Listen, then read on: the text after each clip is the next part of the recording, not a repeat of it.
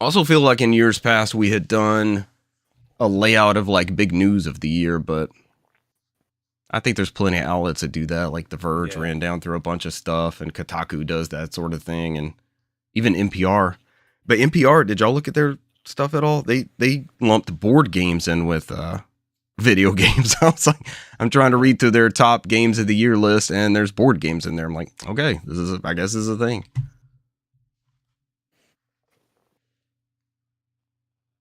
I guess I will look at all of these, but I'm only interested in seeing what they have kind of defined here.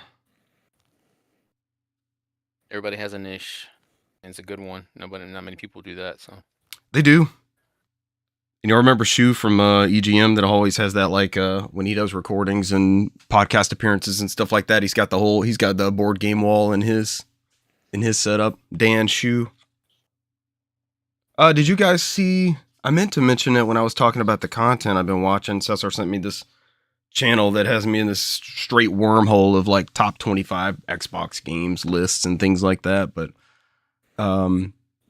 My Life in Gaming and GameSack joined together to do an EGM like retrospective. Like they talked to Ed Simrad, who started EGM, and Shu was in a bunch of those interviews. It's really, really good. And if you like their stuff, it's like slickly produced just like they do. They're great. It's great commentary and interviews and things like that about how they were, and then being sold to Ziff Davis. And it's really, really good. It's like, it's an hour and something, but it's just, man, it's so well produced, and it was such a good watch and listen. I think you could listen to it, but it's, they show a bunch of good examples. Cause I mean, EGM, before you were able to hook a thing up to your computer, take a screenshot, they're out there like professionally taking screen caps of monitors and stuff at trade shows. Like that's how we got E3 news and stuff back in the day. It wasn't going on YouTube and seeing what the game looked like. It was drooling over those screenshots in the magazines. And he made a big deal about like they had this cone, you know, like when you get your animal gets surgery and you put the cone on them and they got stitches, and so they don't eat the stitches and stuff. There's like a cardboard cutout thing that they put over the monitor so that they could get a good picture of it. It was really good. I cut it up into 2 sections, but it was a great watch. I dug it. Oh, do that later. You guys ready? Let's go. Yes, sir.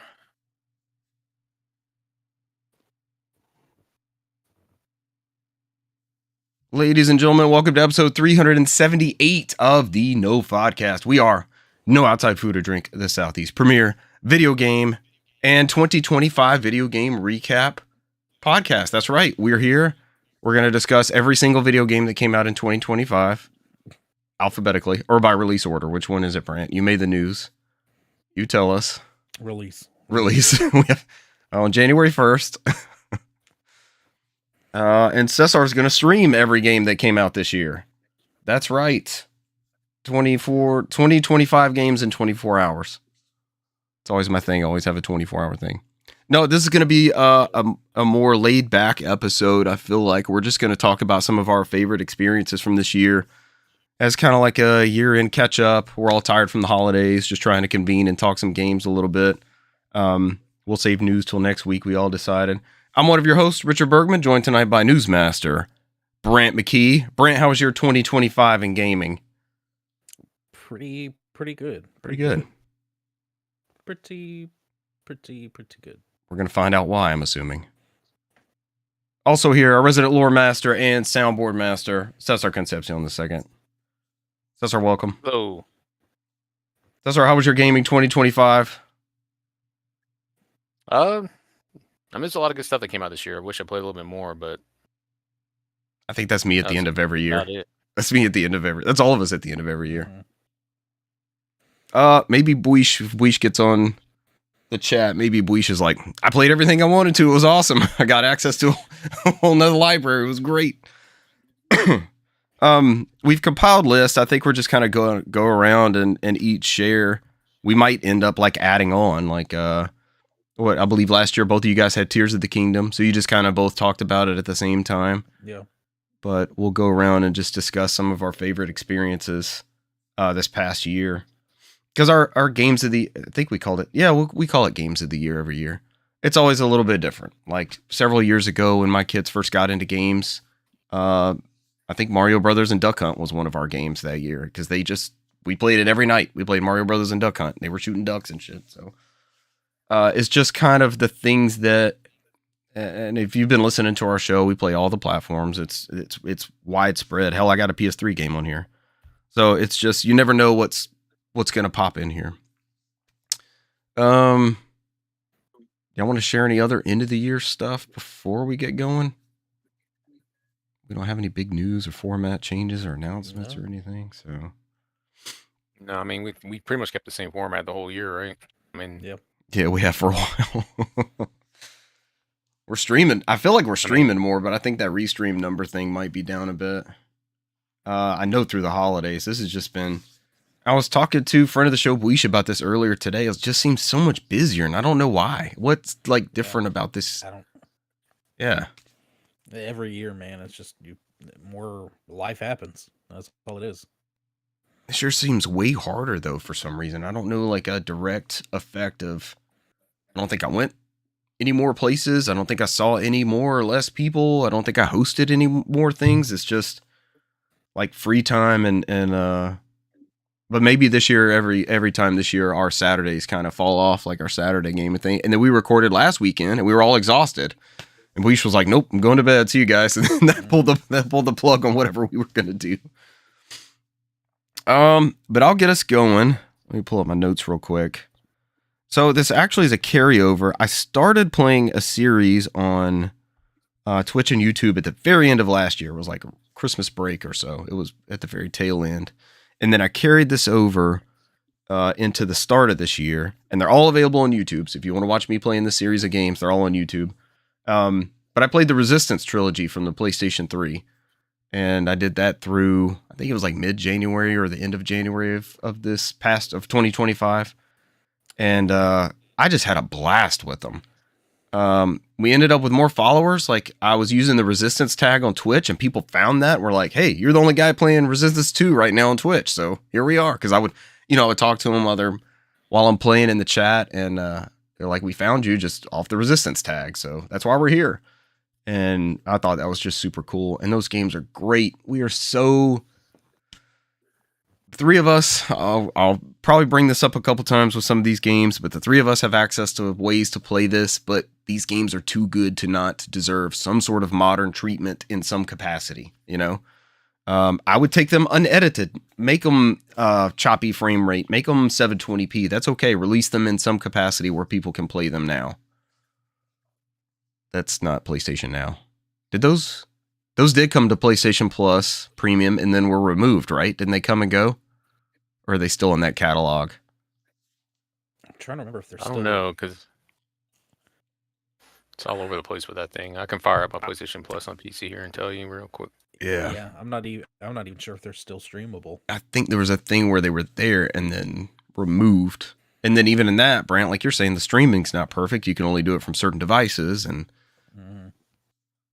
But man, make those available. Give us a PC launcher of some kind or release them for PC native or actually release them on PlayStation Plus or some sort of... Have y'all seen the rumor knocking around about PlayStation 6 disc compatibility for everything? I mean, that's... yeah, I saw that, but they say that every generation. I was about to follow it up with, that's everyone's pipe dream statement when these things are coming up where they want 100% backwards compatibility. But that was one of my first big experiences this year. I loved playing through those. I felt like I had time to just sit and enjoy them. I have the guides for all three of those. If I got stuck, I would look them up, and the stories were fantastic. I can't pick a favorite amongst the three of them. Despite them all being in the same trilogy, they play very, very differently. They all have a different flow to them. There's different mission structure. The third game even has a different character that you end up playing as. It's awesome. It's unforgettable. I loved them. But that's my first title. Whoever wants to keep going around.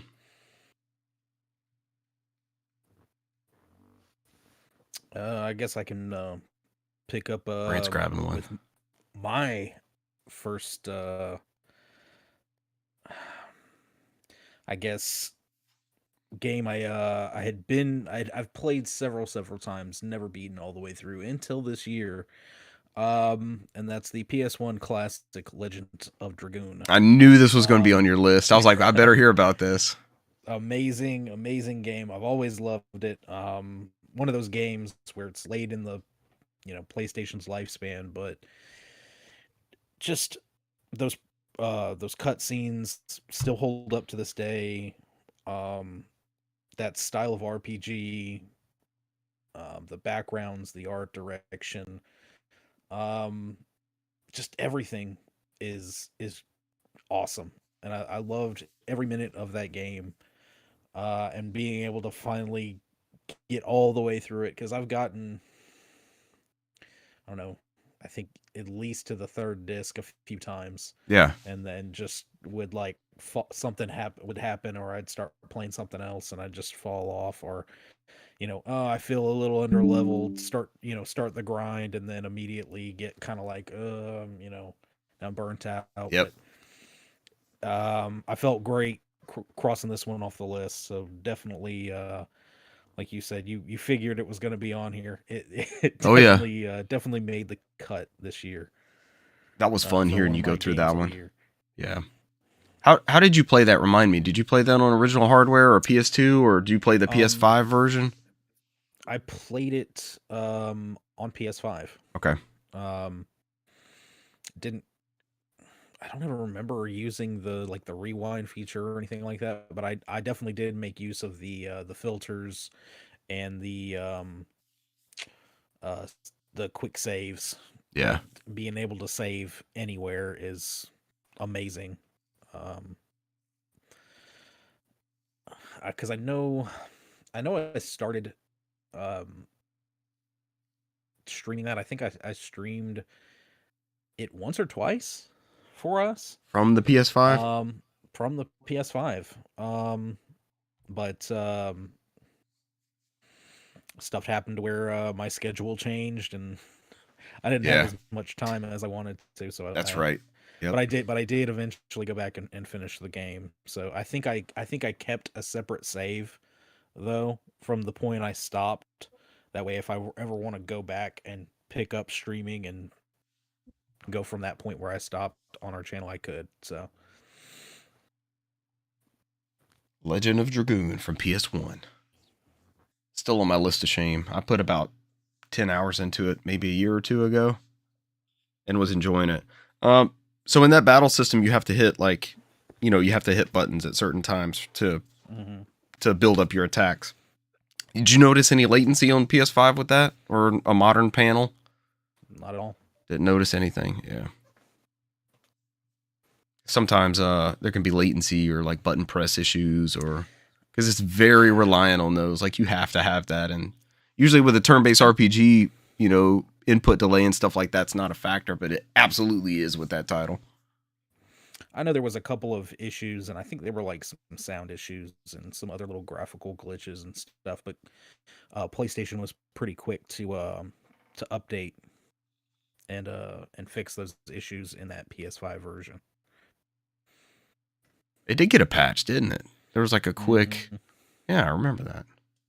Within like a week of it being out too. It's not like you had to wait, months. Yeah. All right, Cesar, I think you're up. What's one of yours? What'd you start with? You can do chronologically or alphabetically. I'm doing randomly. Yeah. I don't think I have everything lined up, unfortunately, chronologically. Yeah, I didn't either. Or alphabetically. But I think one of the very few games that I actually played and completed on Xbox Game Pass was To a T, which was Kiete Takahashi's newest game. The guy created Katamari Damacy. I remember you talking about this one. I talked about earlier this year. The kid that was like a T-pose, and it was broken up into episodic, like 5 episodes, and it was mostly just about a teenage boy who was stuck in a T-pose. It was trying to figure out his place in society and dealing with everyday life. So, it's just, it's like an adventure game with puzzles on the side and mini games, and it's like very Kieta that's very him to the T. I guess it doesn't fit his Damacy type series where it's like super random. It's like more of it is random, but it has a story on there. Like it's a nice coming of age story. Yeah. So it was one of the very few games on there. Unfortunately, I don't know if we talked about it on this channel, but that game sold so poorly that he ended up moving back to Japan. So he said he doesn't know what he's going to do now. Damn it. So I think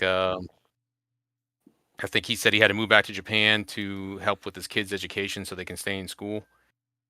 And I think he's reevaluating what he wants to do with his life, because I think everything since he left Namco and stopped making Katamari, everything has not panned out for him as a game developer. So I made sure I went and bought a copy, because unfortunately, I guess I didn't do it. It was on Game Pass, but it didn't sell that well. So where else can we support it at? Like where was it released at? I think it's on PS5, right? Steam, Xbox. I think the only thing it's not on is on Switch. I think no Switch version yet. Imagine it'll come. Yeah, I imagine it'll come to Switch 2 at some point. But yeah, I think here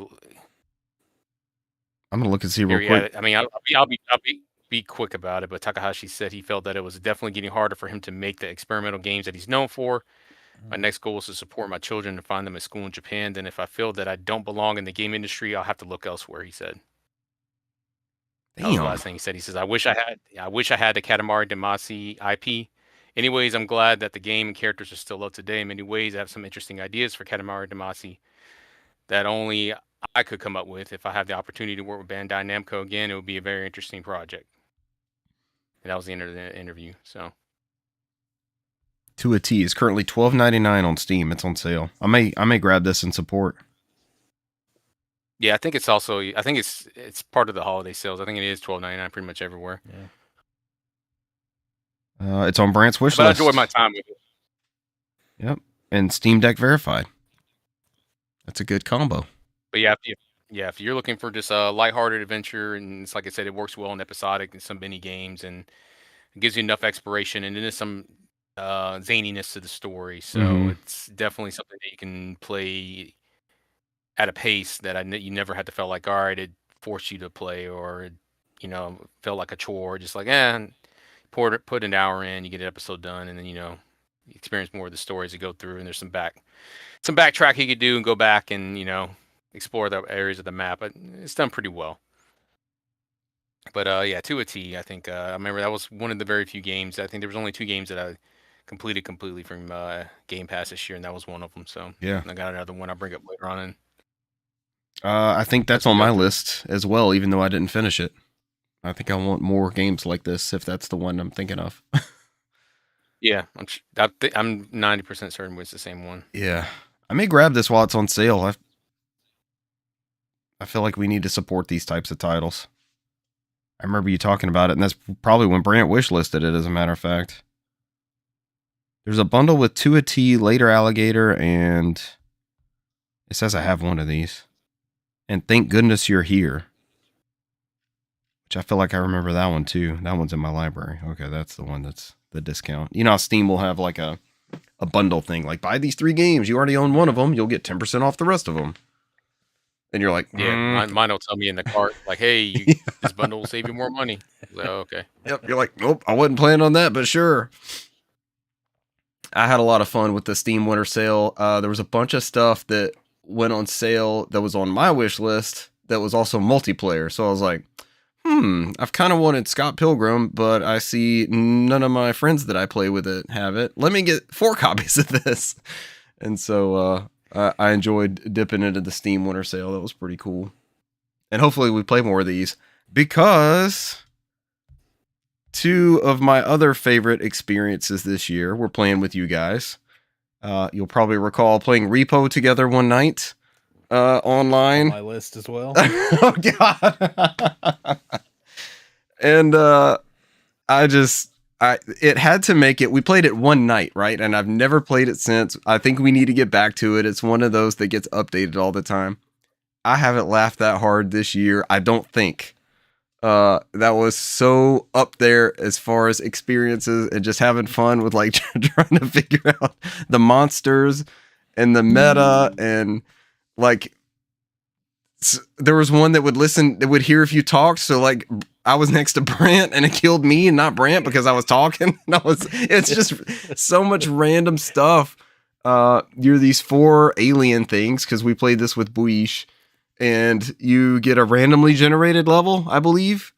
And this was coming off like our Left 4 Dead fun, so we like those. We like those co-op adventures like that. They call them co-op slop, and I'm like, what is this? Like, this is good stuff. This is maybe it's like ventured too far into streamer friendly stuff, but it's people getting together to play games and laugh and have a good time. That's going back to Halo 2 and EverQuest Online and all, like, you know, these experiences are made for people to have fun with this kind of stuff. And God, just the laughter and our heads, like when the monsters kill you and there's all sorts of different monsters, your head is just laying in the level. And I died, I feel like, more than anybody. So I was watching our stream and I would see you guys walking around and would see my head sitting on a shelf or something. It just that night was awesome. I need more of those crazy co-op nights like that. And now apparently it feels like that's the closest we got into the old school days, right? Oh, like the old yeah. PS1 days when people came over and played super shitty games like that. Yeah, that was as fun as like not old shitty, school but stupid couch silly co-op. games. Yeah, we know exactly what you were talking about. It was couch co-op. We were all together. We just weren't sitting in the same room. The same laughing and cutting up and talking back and forth. And somebody was looking up the meta on the side. I think it was Cesar, like researching the monsters, like trying to figure out what would. Oh, that was Brant. I think. Brant was doing it. Yeah, I had the at one point I just had the wiki up. I was like, fuck it, I'll just keep the shit up. And they've updated because they want you to experience it like the PS1 days, you know, where they like, all right, you just gotta go through and figure it out. You didn't have access to a guide or anything like that. Oh my God. What you want to add to it, Brant? That was since it made your list. I was gonna say, yeah. That gosh, it was so much fun, man. I remember you laughing when we were sitting there in the menus trying to get everything set up, and like every time the person talks, the little character's mouth just starts flapping. You were dying laughing. I think Cesar noticed that and pointed it out. And I lost it, man. I lost it so many times in like that. Muppets. Yeah, like the fucking like a Muppet or like the damn like those South Park characters. Any of the Canadians. Oh God, Brant. Oh man, it was good.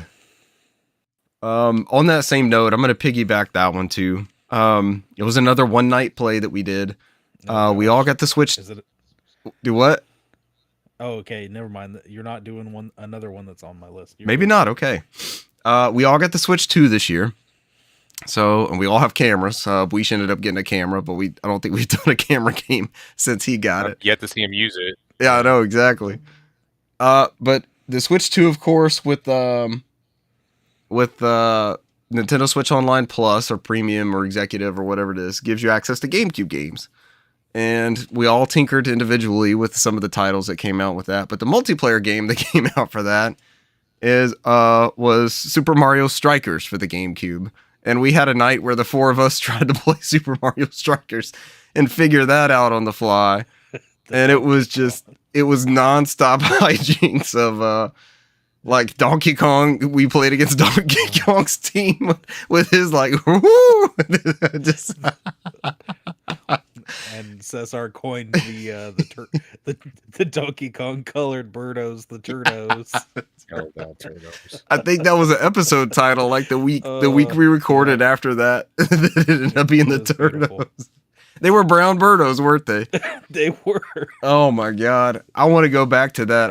I think we pivoted that because we were afraid to learn it and get good at it and it just be a regular thing. But I absolutely wanted to get back in there and play that game again. By the end, we were doing it. We were getting the hang of it. We didn't lose as bad. I think we lost like 4 or 5 straight games. It's pretty much me and Cesar's recent Blitz history where we're just losing at the very end.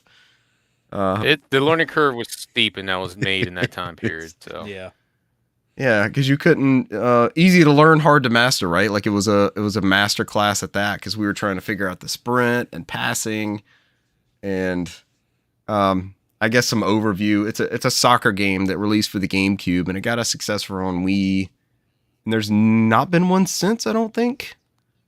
But this is a re-release of that GameCube one with online. I think there was Didn't one they on have the one on Switch, the right? Switch? Yeah, we just never played it together. Oh, there is. It's I think yeah, we you're played right. it once. Yeah, You're right, but it once. it didn't seem as It was good as the GameCube one. I don't think we went in there after they patched it in there because they treated it like a live service game. It's like it's completely different now. It's kind of like a Mario Tennis because we remember we shit on Mario Tennis. Oh, And then everybody comes back and says like one of the best Mario Tennis games ever made, and I'm like I have yet to play it, but they updated the hell out of that game, so I'm like, they said it's a completely different game now. So yeah, but they totally fumbled the ball. Like we're about to get a new one. That's one of my most anticipated games for this next year is the new Mario Tennis. I don't know if I'm gonna day one that one. I'm about to say, I'm probably gonna wait and see if they do the same bullshit. I need to see. They've done it with all their sports titles.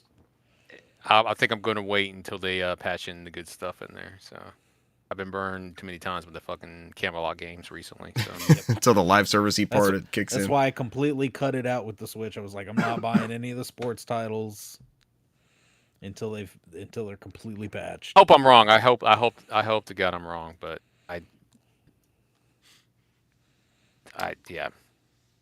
I can't wait for Mario Baseball to come to that GameCube service. We know it's coming. And Double Dash, of course. I think Double Dash will be an instant stream when that comes out. I think one of my faves. I think we're all in on Double Dash. But I'm gonna hand it off to the next person. Repo and Super Mario Strikers. I did a thing because that was a one night stream. I don't think we have those backed up. I don't think we published them to YouTube, but we had so much fucking fun with those two games. Those were easy highlights of the year for me. I'll have to check and see. I don't know. I fell off on some of that stuff, so on the publishing thing.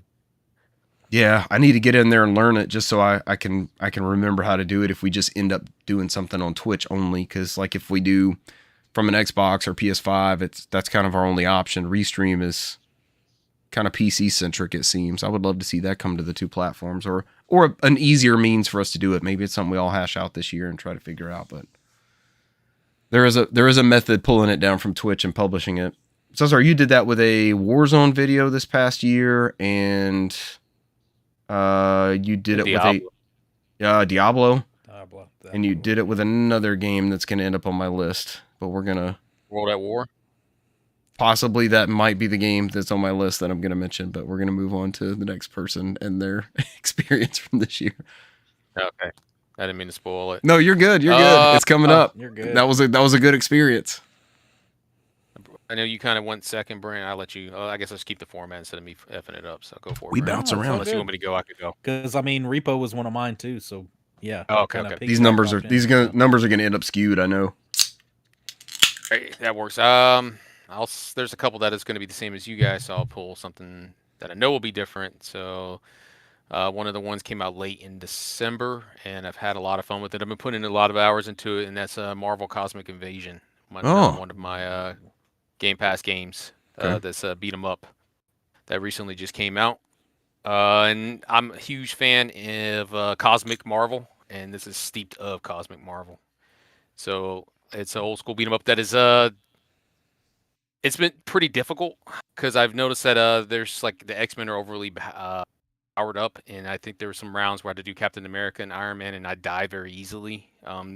Just like the old, those old beat 'em ups, you can kind of cheese it where you add in a second controller to like extend your lives because you get like a fresh set of characters. Yeah. Mm-hmm. So it's like there's ways to like kind of like cheese your way, like those old Super Nintendo ways where like I can cheese my way into without having to use a continue. But it's a pretty difficult game. It's not easy at all.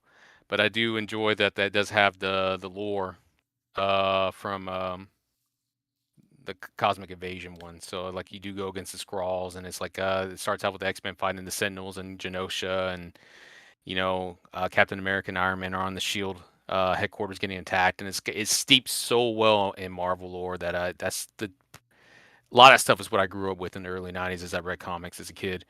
And so I haven't really read any comics recently in the last 20 years, but that is probably in the early 90s. Throughout the whole 90s, I did read a lot from DC and Marvel, and like this is steeped from that time period. I'm trying to remember there was a certain writer that was huge in X-Men in the early 90s, and that's what they like. If you watch the X-Men, animated series. That's where they pull a lot of his storylines on there, and that's like a lot of what they have on there. It was from that type of era. I have to look it up later. I won't sit here and eat up too much time. So, but I mean, it's a good ride. I mean, I do think it's a little bit more difficult than the Teenage Mutant Ninja Turtles ones that we played together. It does, but like I said, it does a great job on there, and I think it just fits so well in that Marvel format. So, and I put in a good bit of time on there been playing it back and forth on the PC and Xbox. So it's one of those play anywhere titles that have been doing pretty well. So God, that's so great. Chris Claremont is the guy who went on there. So if you ever get a chance to read Chris Claremont's X-Men run in comics, he did a lot of like the genophage and where the virus had affected certain mutants only that was killing them, and it's like there was so many good storylines he did in that time period. So like it's very reminiscent of that one. He's like one of my favorite writers that went through the Marvel. Is that what makes it cosmic? Is that the specific cosmic spin? Is the virus? The cosmic spin, they always call it cosmic, is because it takes place in space. So that's why you have Cosmic Ghost Rider. A lot of these characters are all had like adventures in space. I've always big on sci-fi, so like this is the one. Like that's why Guardians has always been my favorite. Like Celestials and whatnot. It's all from that. All of that is cosmic Marvel. So like that's when they call it cosmic Marvel. That's all like space opera. All the space stuff. Basically, what it is. Cool. Is basically the space stuff. But like I said, easy to play, difficult to master. But Marvel Cosmic Invasion is definitely on there. Like I said, that one caught me by surprise because I've always liked beat 'em ups, but this one I just think is going through and it has that '90s feel that of a beat 'em up that it's been been firing off pretty well recently. So is it multiplayer like the Turtles one was as well? It's 4 players. Okay, maybe we all jump in there and do a round of that. I will not use the arcade stick. I will not do that to you guys. click. I mean, if you mute it, it's fine. It's just super loud. It's super loud. Y'all told me that. I won't do the arcade stick again. It was fun though. That's one of those I've had my eye on. I definitely want to play that game because I loved those the old beat 'em ups. Like was it Captain America and the Avengers? Was X-Men Apocalypse on the Genesis, and it sounds like this is kind of that natural progression, and it's like you said, it's still keeping that same like difficulty. Like it didn't soften. It hasn't tried to change up for the newer generation. It's I guess you said it best. Difficult to master. Yeah. I mean, they're meant to take your quarters, right? They're meant to take your quarters. You know how to move around, you know how to punch, you know how to kick, you know how to throw, but there's going to be some spikes in there where you gotta really be on your game, or it's going to take some more quarters from you. I didn't realize that was on either out or was on Game Pass. It's been like a month-ish? Yeah, it came out early December digitally, as Brand was saying here, and it's on Game Pass, and I think the physical copies is what most of us is waiting on. That's like February or March of this year. I believe I have it pre-ordered, at least for Switch 2. I might double dip.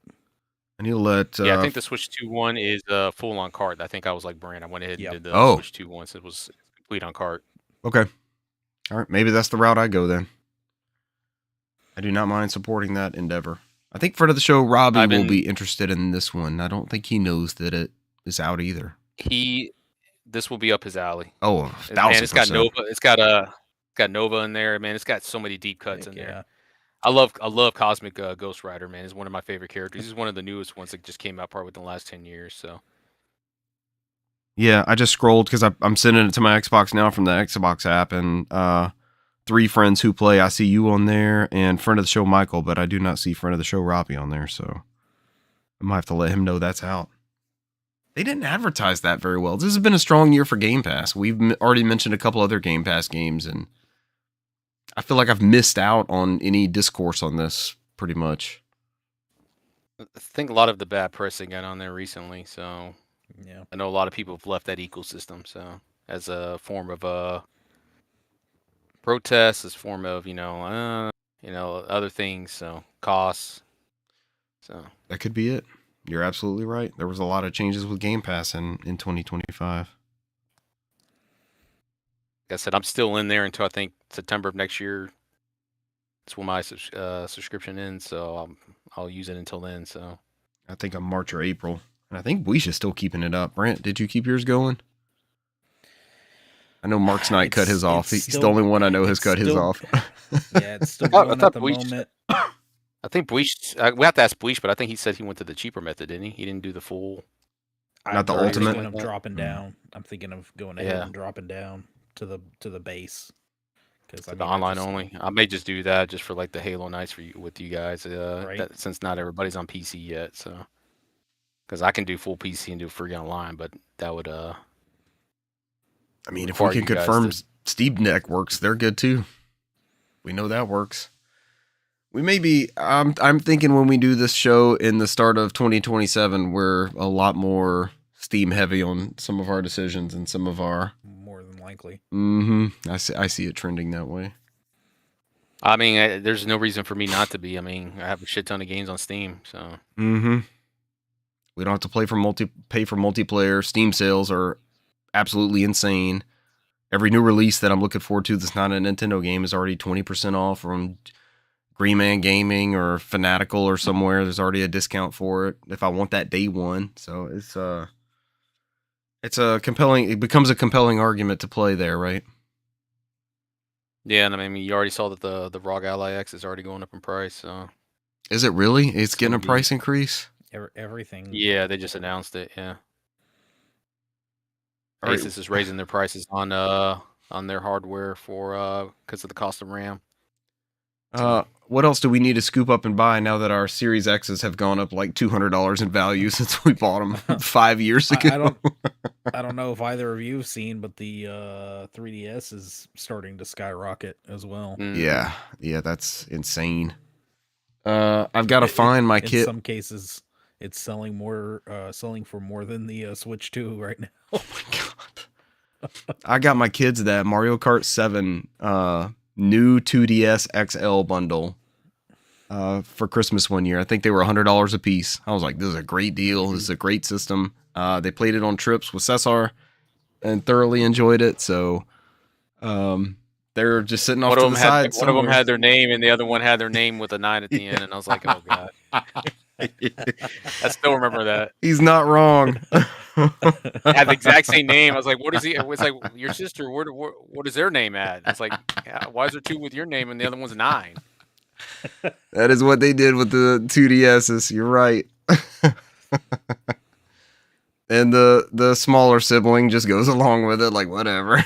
Sure, I'll do this. Hey man, she's smart. She's like, yeah, it's not even worth fighting this battle. I wish I had that energy. Yeah, exactly.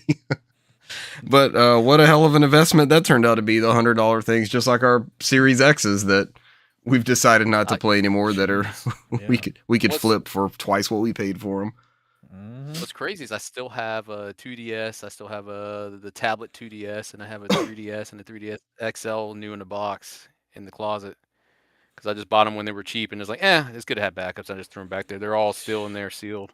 Damn. So that tablet 2DS is so comfortable. I love that console. It is very nice. I got like 2 of those. I got a Mario one, and then you remember that Link one we bought? My Link one's still sealed up there.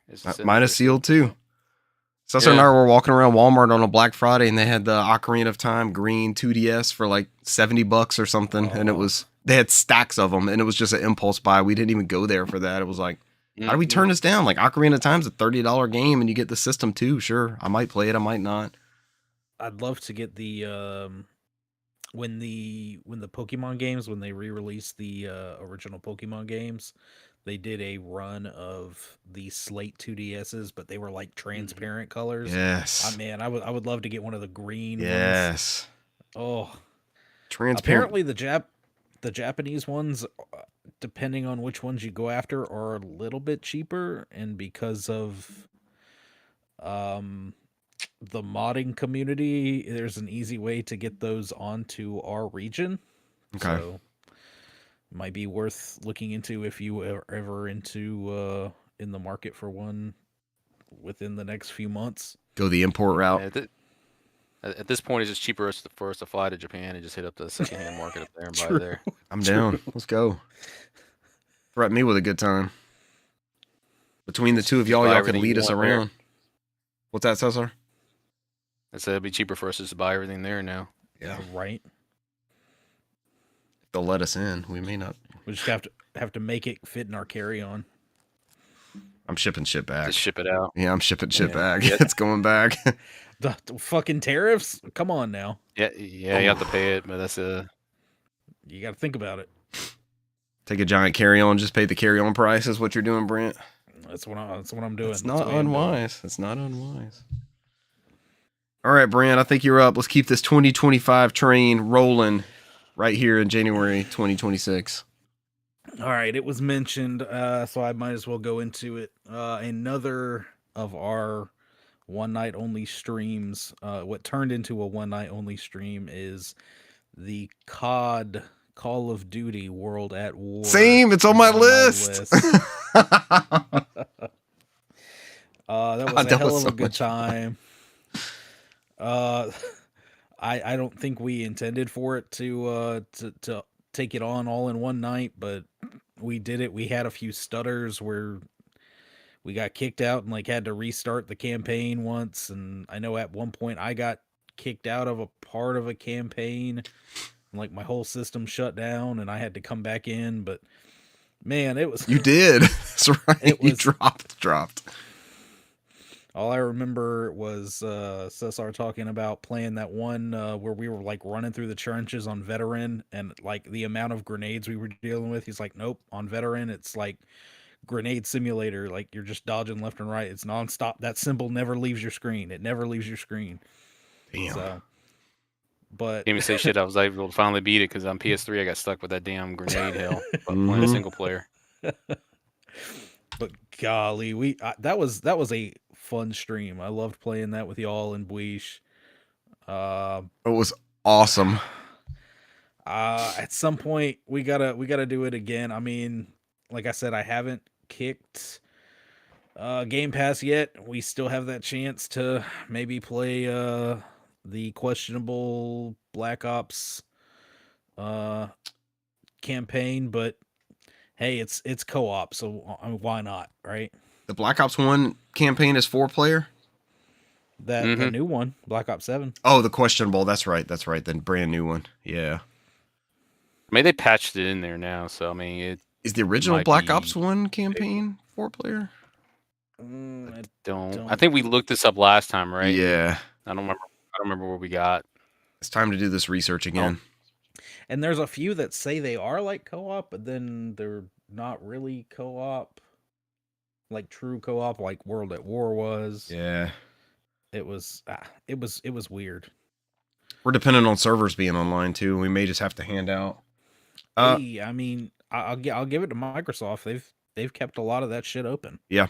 A lot of those old, all the way back to like the original in Call of Duty 2, I think, or I mean, I know Call of Duty 2 is still up. So I wouldn't be surprised if most of those servers are up. And Cesar, I cut you off earlier. That new Black Ops 7 campaign has been patched. Like, it's a better experience. I don't know about that. I just know Okay. it's been patched. we can mess with it. This guy. I mean, the only reason why I'm throwing it out there is because it's the thing. Majority of us have access to Game Pass still, so Yeah. Okay. I mean, that goes out the window if somebody has to upgrade or something like that to play it. I'm like, I don't want anybody doing that. Yeah, I'm with Brent. That was an easy highlight this year. I was raving about it the next day. My wife was like, "What'd you guys play last night?" Because we went through a kind of a flux of not knowing where to pivot from Warzone. We all burned out on Warzone and made a lot of changes we didn't like. It just wasn't fun anymore. And that was our every Saturday, we were playing Warzone. And that clip Cesar sent us earlier looked pretty good though. Is Warzone good I love again? stupid shit like that. We try Warzone That would be one of those things where like if it happened to me, I don't know if I could even be mad, if I'd be like, Yeah. oh man, that's bullshit. Or I'll be if I'd dying like, laughing. damn, that's actually I can't even be mad. That's pretty smart. That you can go for. It's the fucker. For context, Cesar sent us a clip of somebody using some kind of like recon drone to kill people by like placing their claymores on it and then following them with the drone. Yeah. And getting them. It was beautiful. And that's like this generation's version of proximity mines or claymores or whatever, right? From GoldenEye and Perfect Dark and stuff. And yes, kill me in that method. Don't do this. We're hunkered down in a house. There's no way you know we're here, and you come jumping in the door, jumping and sliding, and you shoot me and kill me. Slide, lay on the ground. Yeah. Doing 360 turns. I'm like, how did it even hit me? Throw one knife and hit me in the toe, and I'm dead. That was it. And I was like, nah, this has changed in a way that has made this not enjoyable in any capacity, even with my friends. The game can be garbage, and I'm hanging out with my friends, and I can have a good time with it. But it's just not a good time. Hey, man, we got it to where we want it, right? Now they have to do something to change. The game didn't sell the way they want it, so right. Hopefully, it'll change for the better. So maybe we check this out. Is this what everybody's leaning? Is this what everybody's leaning towards? We try Warzone it's on the table. Yeah. I'll let Buish know it's too late for. What's that? It's always good for one match and then just leave. I mean, we don't plan to be there all day, right? Right. We're not out $70. It's not a full commitment. If we don't like it, we can always pivot. Yep. Uninstall. Too late for tonight, probably, but let's definitely throw it back in the schedule. I'm always down. I don't think I've written off anything. I'll always duck back in and check on something. Is there something I hate enough that y'all can remember that I'll never dip back into and Dark play? Souls? I don't know. Sometimes I'm like, maybe I should try one of these again, or you're like, man, fuck this game. Fuck this game. I bought the last time Demon Souls, the PS5 remake was on sale. I grabbed that. I think you enjoyed that, Brant. You streamed some of that either, this year or last year? More than I thought I would. Yeah. A friend of the show, Joel, is always telling me how great those games are, and he uses it as a drinking game. He plays couch co-op, and if somebody dies, you just hand off the controller, and the next person gets a run at it. So I could see that being a really good time.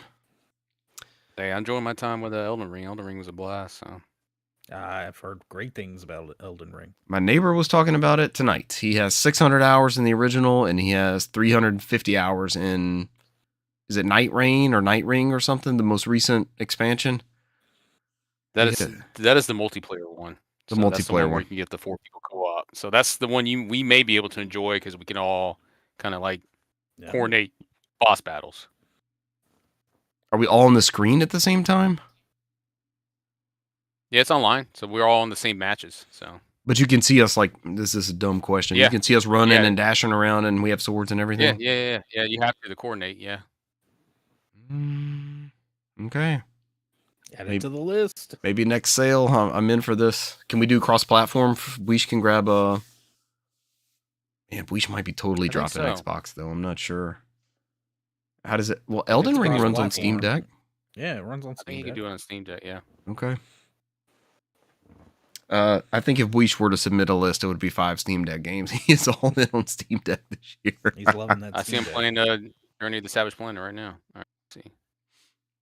And he always gives us grief. Like, I wish you guys had told me about this before when we've been singing the praises of the Steam Deck for half a decade. I know. Every time you brought it up, hey, I don't have the money for a $5,000 PC.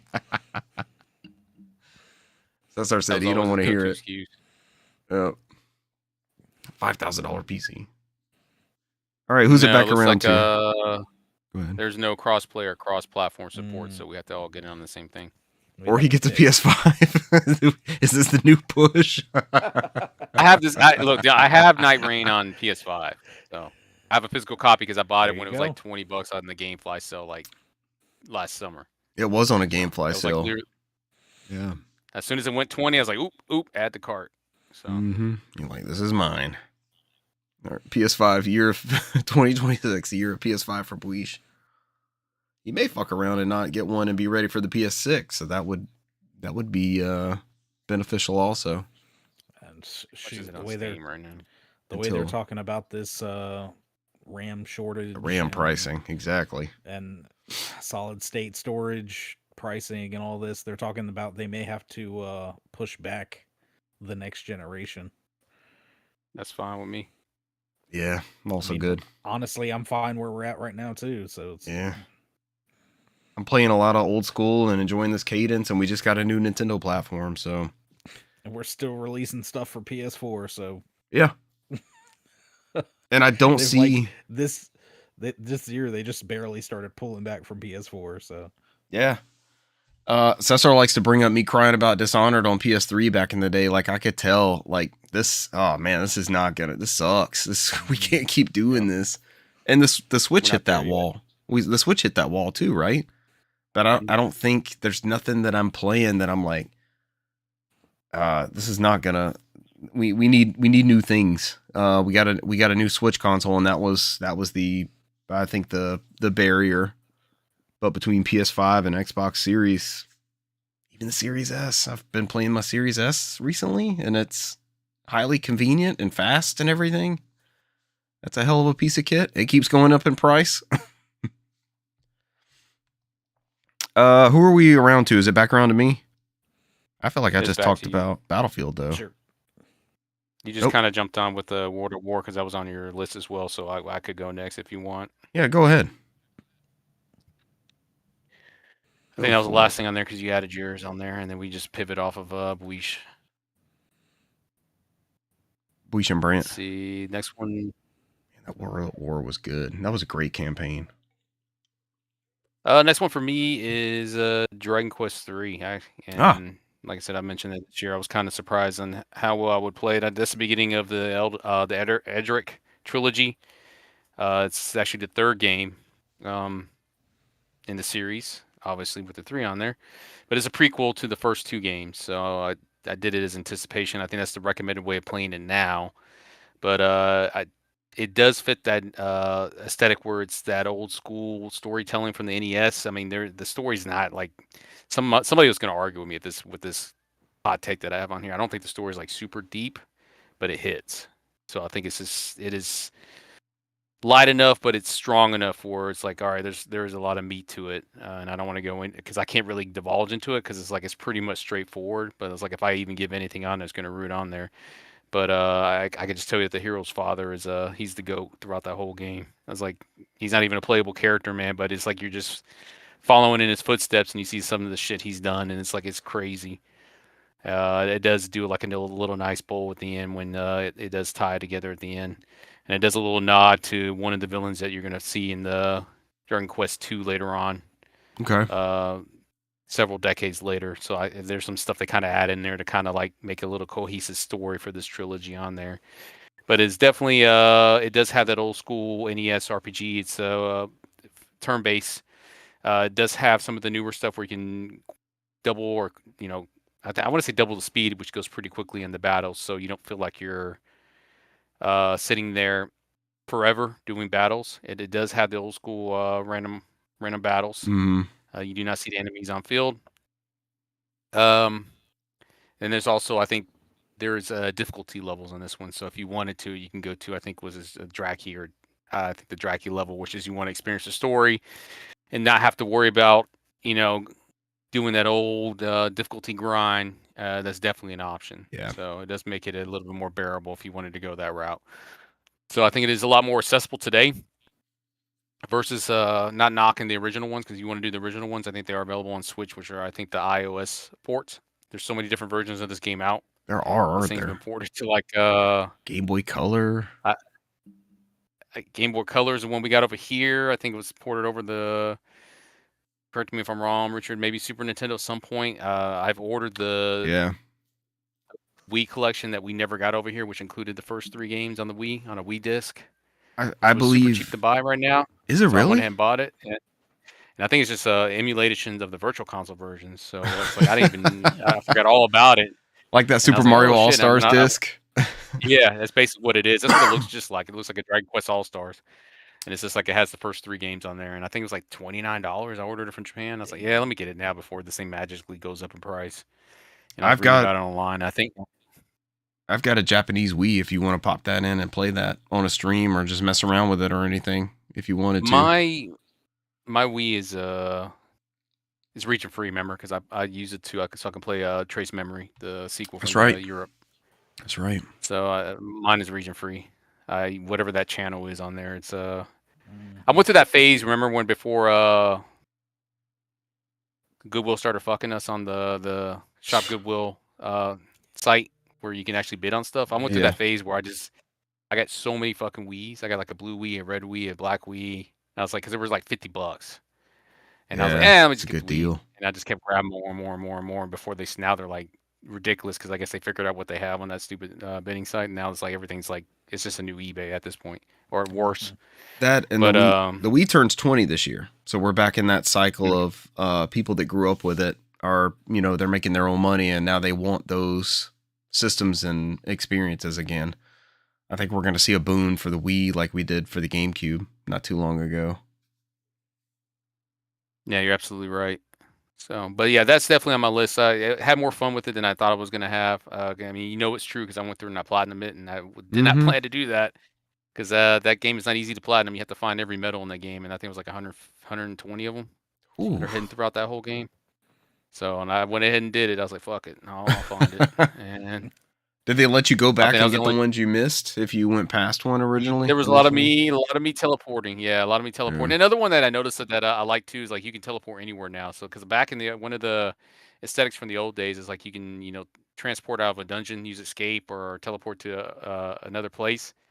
And they always made an inside joke in this game. Where like, hey, you don't have to worry about the ceiling anymore. It'll just take you back when you want to go. Because I think in the NES you would just hit the ceiling if there was a building in the way or some cave, because it wouldn't let you get out of there, like something blocking the ceiling. But this one, it doesn't matter anymore. They even made a joke about it. Like, yeah, you don't have to worry about hitting the ceiling anymore. Just use it when you need to get out. That's so like good. I said, They wrote that this in. game, this like if you were like, you weren't that interested in Dragon Quest because those first 3 or first 4 on NES, you're like, it's super uber difficult. This is probably the way to go. So, and it's not it's the worst kept secret that we're probably going to get remakes of 4, 5, and 6 as well. So. Because I mean, I know we're getting 7 in literally in a month away from now, but that one I'm excited for. Yeah, basically they threw out there like, yeah, I think all those Dragon Quests are getting remade. So he just because he made that comment. They're like, why did you not do 4, 5, and 6 and go to 7? And he was like, some of these games are done sooner than others. Was his comment. So he made it basically said, yeah, those other ones are in the pipeline. It's just 7 was. This might just be first, so. This is the first one that made it across the finish line. Yeah. So it's like, you're in the business of making money, you don't want to have to sit there and shelve that game waiting for 4, 5, and 6 to come out, right? So I think you were talking about remakes. I think those first 4 were remade on Super Famicom in Japan. And we didn't get those. So. We didn't get That's those. Correct. And when they were developing 7 when they were translating that for us, by the time we got it, it was deep into the PS2. It was like a year and a half into the PS2. Like Final Fantasy X had come out or was about to come out. And that's what people were expecting, not Dragon Quest 7. And we were supposed to get Dragon Quest 4. We were supposed to get that translation for PS1. And I think they nixed it after they got 7 across the finish line. So maybe 7 coming out is a bad precedent. And then they sweep all the other ones under the rug. I hope that's not the case. I remember reading an article about it like way back, and I think if I remember correctly, I think Dragon Quest 7 when it was coming out through in America, it was like something crazy. Like the script was like 5,000 or 7,000 pages, and they had 20 people translating that game, and it was the same company that was doing the translation for 4. Okay, and they were doing both at the same time, and they had to put 4 to the side so they could finish 7. And that company actually went bankrupt after they were done with 7. Jeez. They closed down, and that's why 4 never came out because they never finished. They never got completely done with 4 translating. Yeah, if I remember correctly, because 7 took them so long, and they had 20 people and 1 head person. I think, if I remember correctly, I could be wrong. That was translating 7, and it was like several thousands of pages of dialogue. That's how deep that game was, and that's why it took them so long to get out there. Now you have multiple dedicated studios that specialize at that, like the 8-4 Play Group and stuff. Yeah, and then you got some that are like less great, where a lot of them are doing like the AI translations, and then they got some people going there kind of like going through and cleaning it up afterwards. That's doing a lot of the heavy lifting. Yeah. So so the 3 of us are old dudes, if you're listening to the show, and we also remember this fear of we're not going to get it overseas. We're not going to get it here. It's not going to release in the US. This is a franchise that only does well in Japan or only does well in Europe, and we're not going to get that with the advent of digital releases and region-free capabilities and Steam. Steam, I think, opened the door to a lot of that stuff. We don't really have that fear anymore. Like, if they're going to announce a new Dragon Quest, it's not like we're not going to get that here. The last one was what, the Wii? Dragon Quest X, the MMO for Wii, never came here. They translated it for Wii U, I believe, or there was a Wii U port. But I feel like those days are over, and our trauma is just that. For the most part, yeah. Yeah, it's just 3 decades of I support this game. Or Cesar making me buy Tales of the Abyss 20 years ago. If you don't buy this, we'll never get another Tales game. They wouldn't have stopped making them in Japan. We would have just stopped getting them from localized. Yeah, exactly. I mean, for a while we saw what happened, right? You know, they weren't going to bring those games out. I mean, they were making deals with like Nintendo and Xbox. You know, they were like, yeah, let's bring these out here and locking them into that ecosystem. So, you know, because we had this conversation before. I don't want to divulge into it, but you know, like we got the inferior version of Vesperia ported over, and the inferior version of Symphonia ported over because, you know, those games came out later on PS2 or PS3, and those were complete. So, and that's the reason why we got those ports, because, you know, that's before the days before you can add DLC and other shit in games. You know, they just like, all right, this is the most complete game, we're going to put it on there. I think there was a lot of uproar about the Fire Emblem Atlas game that came out, right? On the Wii U, because I think it was it was edited for America, but they ported that over. That was the one they ported over the Switch because that was the complete version. You know, they had all the DLC and everything, and everybody's like, well, this is the edited one. And they're like, hey, we ported it over because this has all the stuff. We didn't feel like making it again, you know? So. Correct me if I'm wrong, they did the same thing with Resident Evil 4. They used the PS2 version as the template for everything going forward because it had the Ada Wong content. But it had a lot of cut features from the GameCube, and it wasn't as good looking as the GameCube one. Like, all the way down to whole sections of the game were missing because the PS2 couldn't render what the GameCube was pulling off at that advanced stage. Like that fire room, you know, like the lava coming down everywhere, and there's like the heat effect across the screen. I think it's just a plain room in the PS2 one. It's not the whole boiler room, heat, lava, and everything. Yeah, absolutely. I mean, it's like you said, I mean, unfortunately, that was just whatever the cheapest method is, right? Who knows? They might even have the original code. Oh, here, I found it. It took me a while. So the English language localization of Dragon Warrior 7 began directly after the game's Japanese release. Enix of America was tasked with translating over 70,000 pages of text via 20 translators and 5 copy editors. Oh my god! No effort was made to edit or censor the context of the Japanese script. Weeks prior to the game to the U.S. release, Enix released a new information about the game's different mechanics on their website weekly to introduce players to the game. Which they're doing now. After that, aren't we getting like YouTube videos every week about Dragon Quest VII? Like, here's the party. Here's how we change the adventure log. I've been keeping up with that. Very, very in right here. They said Justin Lucas, the product manager of Enix America, commented on the hiatus, saying that the developer merely worked their tails off on Dragon Warrior 7 and Dragon Warrior 4. They decided to take a sabbatical for a while and rest up, noting that nothing had nothing to do with the game's U.S. sales. And as Richard famously said here on this podcast, the back of Dragon Warrior 7 manual in North America contained an advertisement for Dragon Warrior 4, enhanced remake for the PlayStation of a Nintendo game with the same name. The localization was later canceled due to Heartbeat's closure. Heartbeat, okay. Which was doing the translation, yep. Yeah, my Dragon Quest 7 instruction manual on the backside says Dragon Quest 4 coming soon, PS1. We never got it. 70,000 pages, man. I mean, I think that's crazy. I think that's the equivalent of what they said about Dragon Quest X, which is like online. We all got an offline mode, right? Mm-hmm. That came out on PS5 and Switch.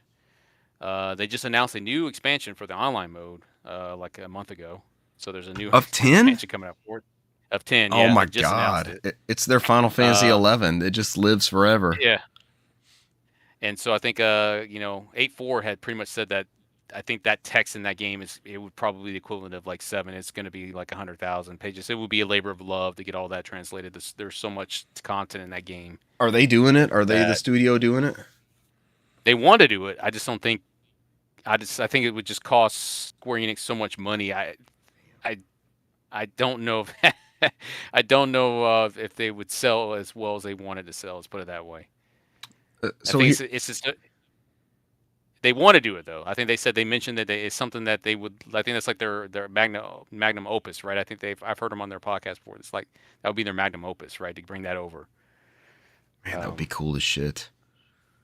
Because I'm gonna it's throw like this. there's a lot of good story beats on there. So I've always heard that. I've always heard that was an awesome one. I'm gonna throw this out there as a conversation piece, and we don't have to keep it going for long. But would you guys be okay with an AI generated version of that script if it gets us some sort of version of? Do you throw those 70,000 pages into a quick, dirty translator and let that do a portion of that lift, and then try to clean up that and just you cheapen your brand and all that kind of stuff? No company would issue something and say, "Hey, this is AI generated. It might suck." Yeah. So yeah, you have to be upfront with. I've literally bought a visual novel on Switch maybe 2 years ago. Mm-hmm. That is clearly AI generated. I mean, like the translation, because when I played it in English, it's like I thought I had like a stroke or something like that. It is bad. Oh, wow. I think I had to. I just changed it back to Japanese. It works, but it's just like you could tell nobody. They threw it in the machine and like, all right, sell the game. Nobody actually went through there and like read it and like, all right, we probably need to clean some of this up. So Cesar, was that good enough? Was that good enough for you to consume that piece of media and be like, that was fine? Absolutely not. That's garbage. Okay. I think they would. I think they would come to that same conclusion. What's that, Brent? He said he went back to the Japanese. Yeah. Some of that stuff, I mean, especially if it's literally translated, that's how you get the, all your base are belong to us and things like that. Right. Spoony Bard. Some stuff just does not translate 100% without that human element of reading it and somebody understanding it and going, okay, this is how it's written, but here's what they're trying to say. This is what, this is the equivalent of it in whatever language I'm trying to move it to. So, yeah. Hey, somebody bring Ted Woosley back, man. We just need him back. Ted Woosley. I haven't heard that name in a long, long time. But this is from Gamatsu real quick. This was announced Christmas Day at 10 a.m. So Dragon Quest X Online's version 8.0 expansion, Dragon Quest X Online Stray Children to Space and Time will launch for PlayStation 4, Switch, and PC on June 25th, 2026 in Japan. All right, so the nightmare lives. My whole point in this was that we have the trauma of those games not coming here, and that game is still not coming here. It still making content for a game that's not coming here. Yeah. They're like they keep adding so much content at this point. It's like it's disheartening when people are like, "All right, we got to translate this." You get done with 7, like, wait, there's more. Wait, there's more. You only thought so. Who left off the last one? I don't even know where we were. We've had great conversations spin up out of these, though. I talked about Dragon Quest 3, so it was me. Yeah, I think you had teamed up with I need to get back Brant to on the World at War. So technically it could be Brant. Go ahead, sir. Go back to you. Lay it on us, sir. All right. I'm gonna cop out a little bit on this one. And give it to my whole Assassin's Creed played.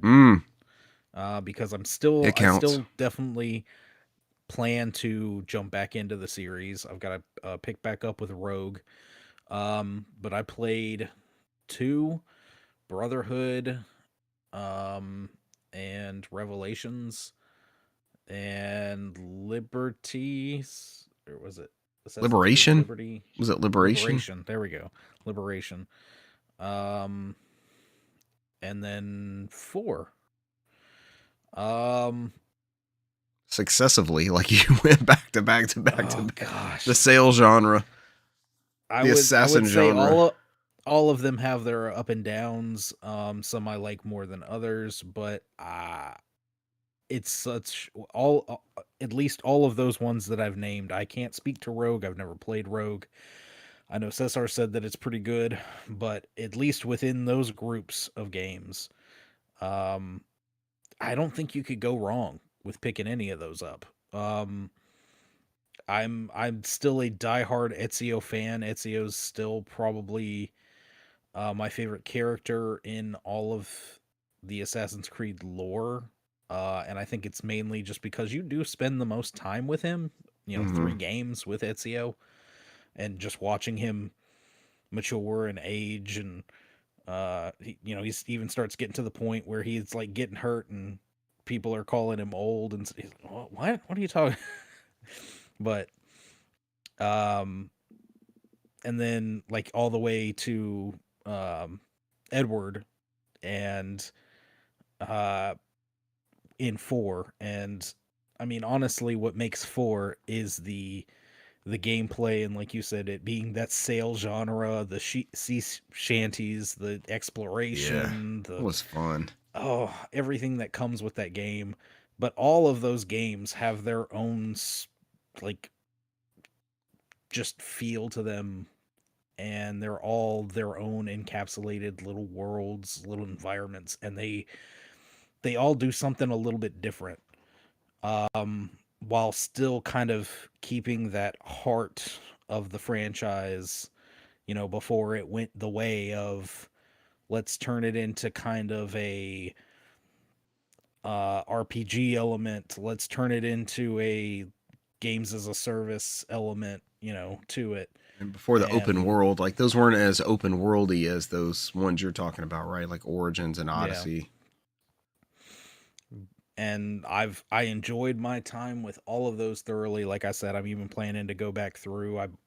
I have Rogue, and then what I've got, Unity over here, and oh gosh, what's the other one? Syndicate that I wanted to play through.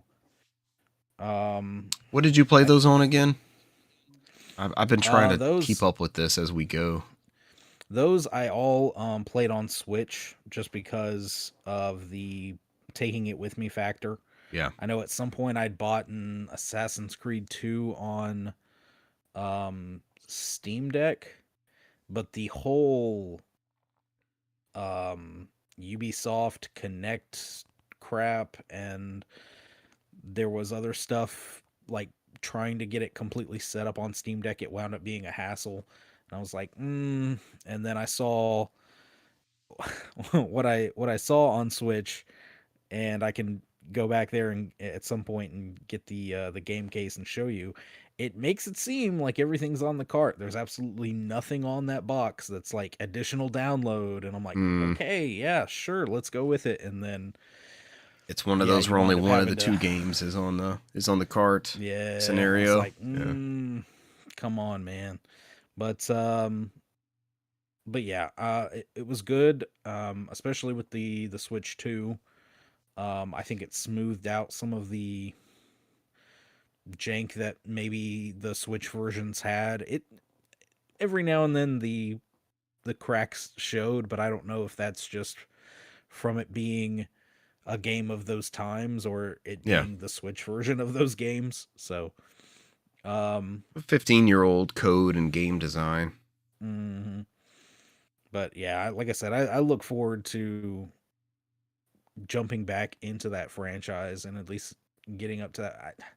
I have Origins over here. I might play Origins, but what is it, Valhalla and um was it something Odyssey. else?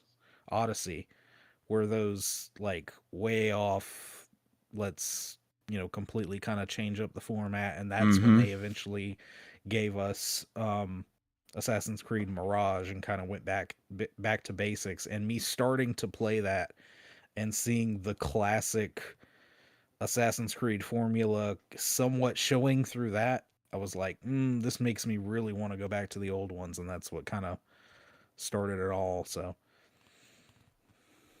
And another Yeah, note, your Origins was the last one I enjoyed. That was the last one Origins I enjoyed. was. Origins, Yeah, yeah, that was the last one. I've tried playing Valhalla. I tried playing Odyssey, and after about an hour or so, I fell off. But Origins is the only one I actually completed out of the new yeah. ones. Those two went straight into the like the grinding and the gear upgrades and all this. extra stuff that I'm not feeling that, especially from Assassin's Creed. It's not what I looked for when I went to Assassin's Creed. I know there's people Right. out there that love those games, but like Cesar, I probably just wouldn't enjoy it. The new one, Shadows. What is it like? Is it more like the? I haven't heard too much. It's as far as it gameplay pivots more like wise. it pivots more like Origins, where it's open world, but it's not too RPG heavy. Okay. So Might be it fits more of like Origins from what I've tinkered around with it. Gotcha. Another thing to note, Brent, you were playing these on Switch, but they're available on 360 and PS3. And someone had asked me before the holidays, like, what game system would I recommend? And it's getting easier and easier to recommend an older HD system, like a 360 or a PS3, where you could get all those Assassin's Creed games for less than probably $50 or $60. I would say that's on the high end. Easily. To get all those. The system's going to cost you $50 or $60. It hooks up with HDMI. You need a good controller, and that's about it. And all those games are playable on that. So that would be a good avenue if you're interested in this stuff and you don't have a Switch or a newer console, and that's something you want to check out. And they don't work properly on Steam. I would love to see all those get some sort of re-release, updating, publishing where they play nice that way. Knocking off that, well, it was the Uplay. It's all the Uplay stuff and Ubisoft Connect stuff. That just makes it a nightmare. Yeah, give that up. Open yourself up to everybody else that's playing on one of these other devices and let people purchase those. That's my holdup. It's been my holdup with some of the Splinter Cell games.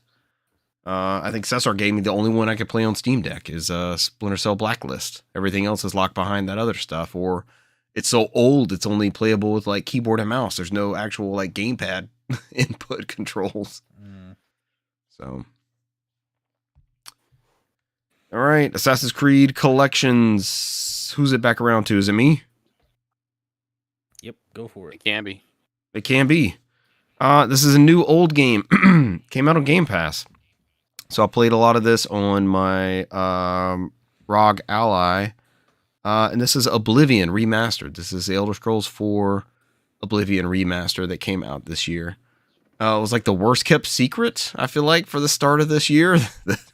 Everybody knew this was coming. And then like we saw flyers and announcements for the dates and everything before it was actually unveiled. But it's a very, very good. There's some technical issues here and there. And part of that is how I'm playing it, and part of that is just how it works. It's a janky game. It's not perfect in this remaster, but this is still, I would say, the best way to play this game. It's got all the content in it. It's just, it's awesome, and I've had a blast with it being on the go. I haven't finished it. I'm farthest in the campaign I've ever gotten in this game. Anybody who's played an Elder Scrolls, one of the more modern ones, kind of knows how it plays. And it's like jumping right back in there. All of these Skyrim re-releases we've gotten and updates and such, this one was due. And I'm hoping this did well enough, either through Game Pass, PC Game Pass, it came out on Steam. I hope this comes to Switch 2 at some point. It came to PS5 with not everything on the disc, we determined, if I remember correctly.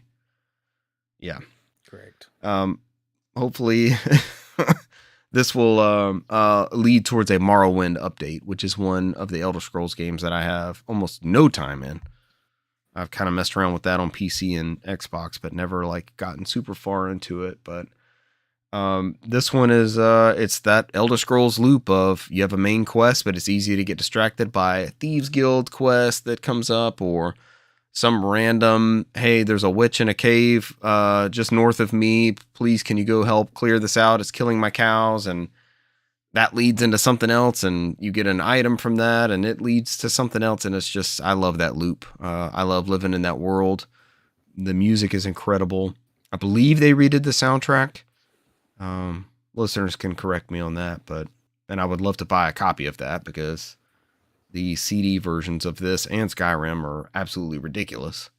But Jeremy Solei's scores on those games are incredible.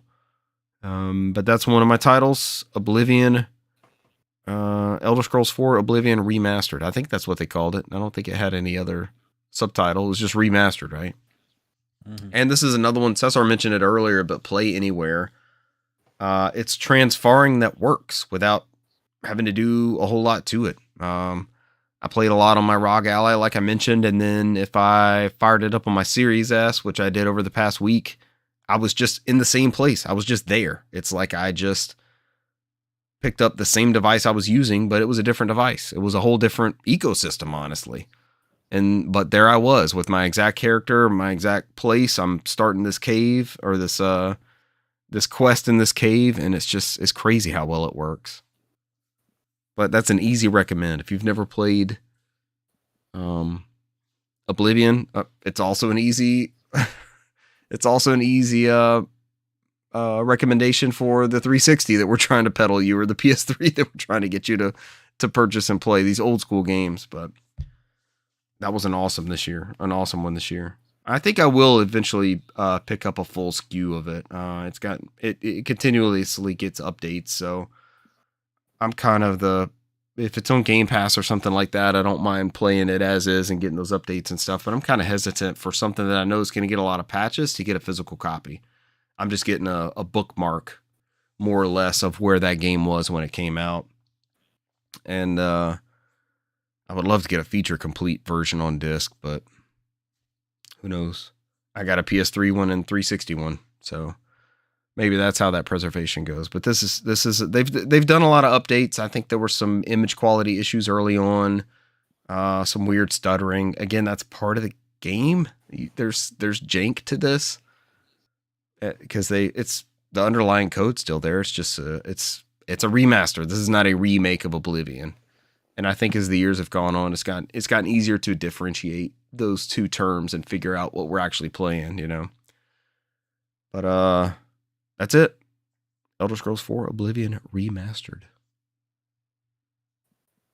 The next one up for me that I've played towards the tail on the year, I'll probably beat it early this year, will be Chronos, which is kind of filled that itch for me on getting like a new Dead Space game. Mm-hmm. The game continues to wow me as further and further as I go along. I just got an ability now which lets me traverse gravity, which is another feature that was heavily prominent in Dead Space. Seems like a Dead Space thing, right? Yeah. I can get on these launch pads and like flip the map and go over and walk sideways and everything. And it's exactly Dead Space.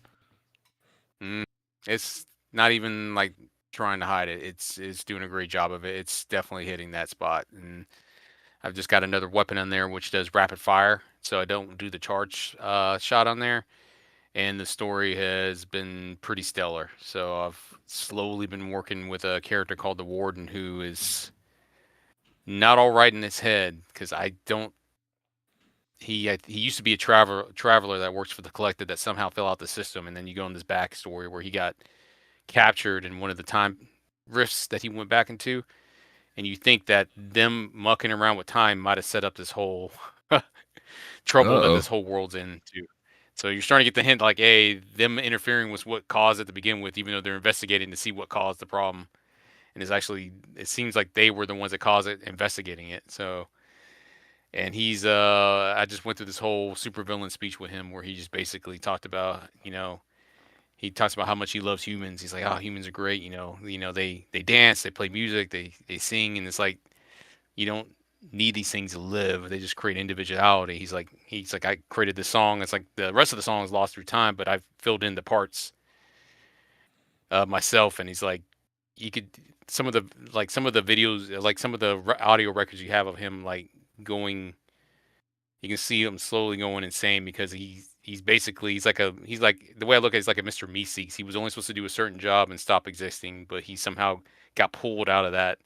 And it seems like he's been alive for a long time, and he's dealt with a lot of anger and like, why am I here, and blah blah blah, a lot of self-existence and stuff like that. And he hasn't really let on there, but you're like slowly getting there, like, this guy's really not all there, because he's supposedly helping you, and he's like, because I'm over there like, why'd you turn off the power to the Ascension machine so they can send up the essence? And he's like starting to get angry, like he's got that old man anger where he's like, I was waiting for you to, I can't do it by myself. Like, go over there and turn the power on. I'll help you.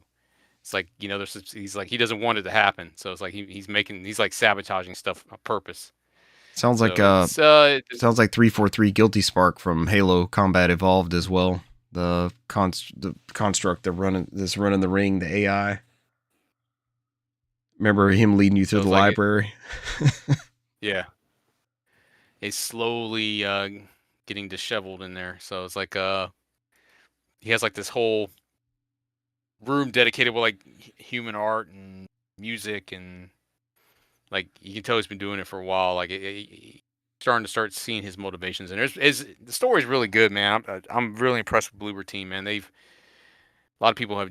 I mean, I played the medium, and I thought the medium was fine for what it was. Mm-hmm. But like a lot of people said, the story was kind of weak, and I'm okay with that. I can see that, but I've seen after doing Silent Hill 2 and after doing Chronos here, that they come a long way. So I think I'm really excited with whatever the new game they're about to announce next month, when that gets announced. So yeah, they just teased that, right? There's a new game coming out. Yep. Yeah, I think. So we know that the best kept, it's the worst kept secret. They already announced they're doing the Silent Hill 1 remake, which I think the Silent Hill, the guy who's doing the Silent Hill franchise said there's going to be a Silent Hill game coming out every year now. So I'm assuming the Silent Hill 1 remake is probably going to be 2027. I forgot what the other one that the message or whatever, I think is the rumor for the one that's coming out this year.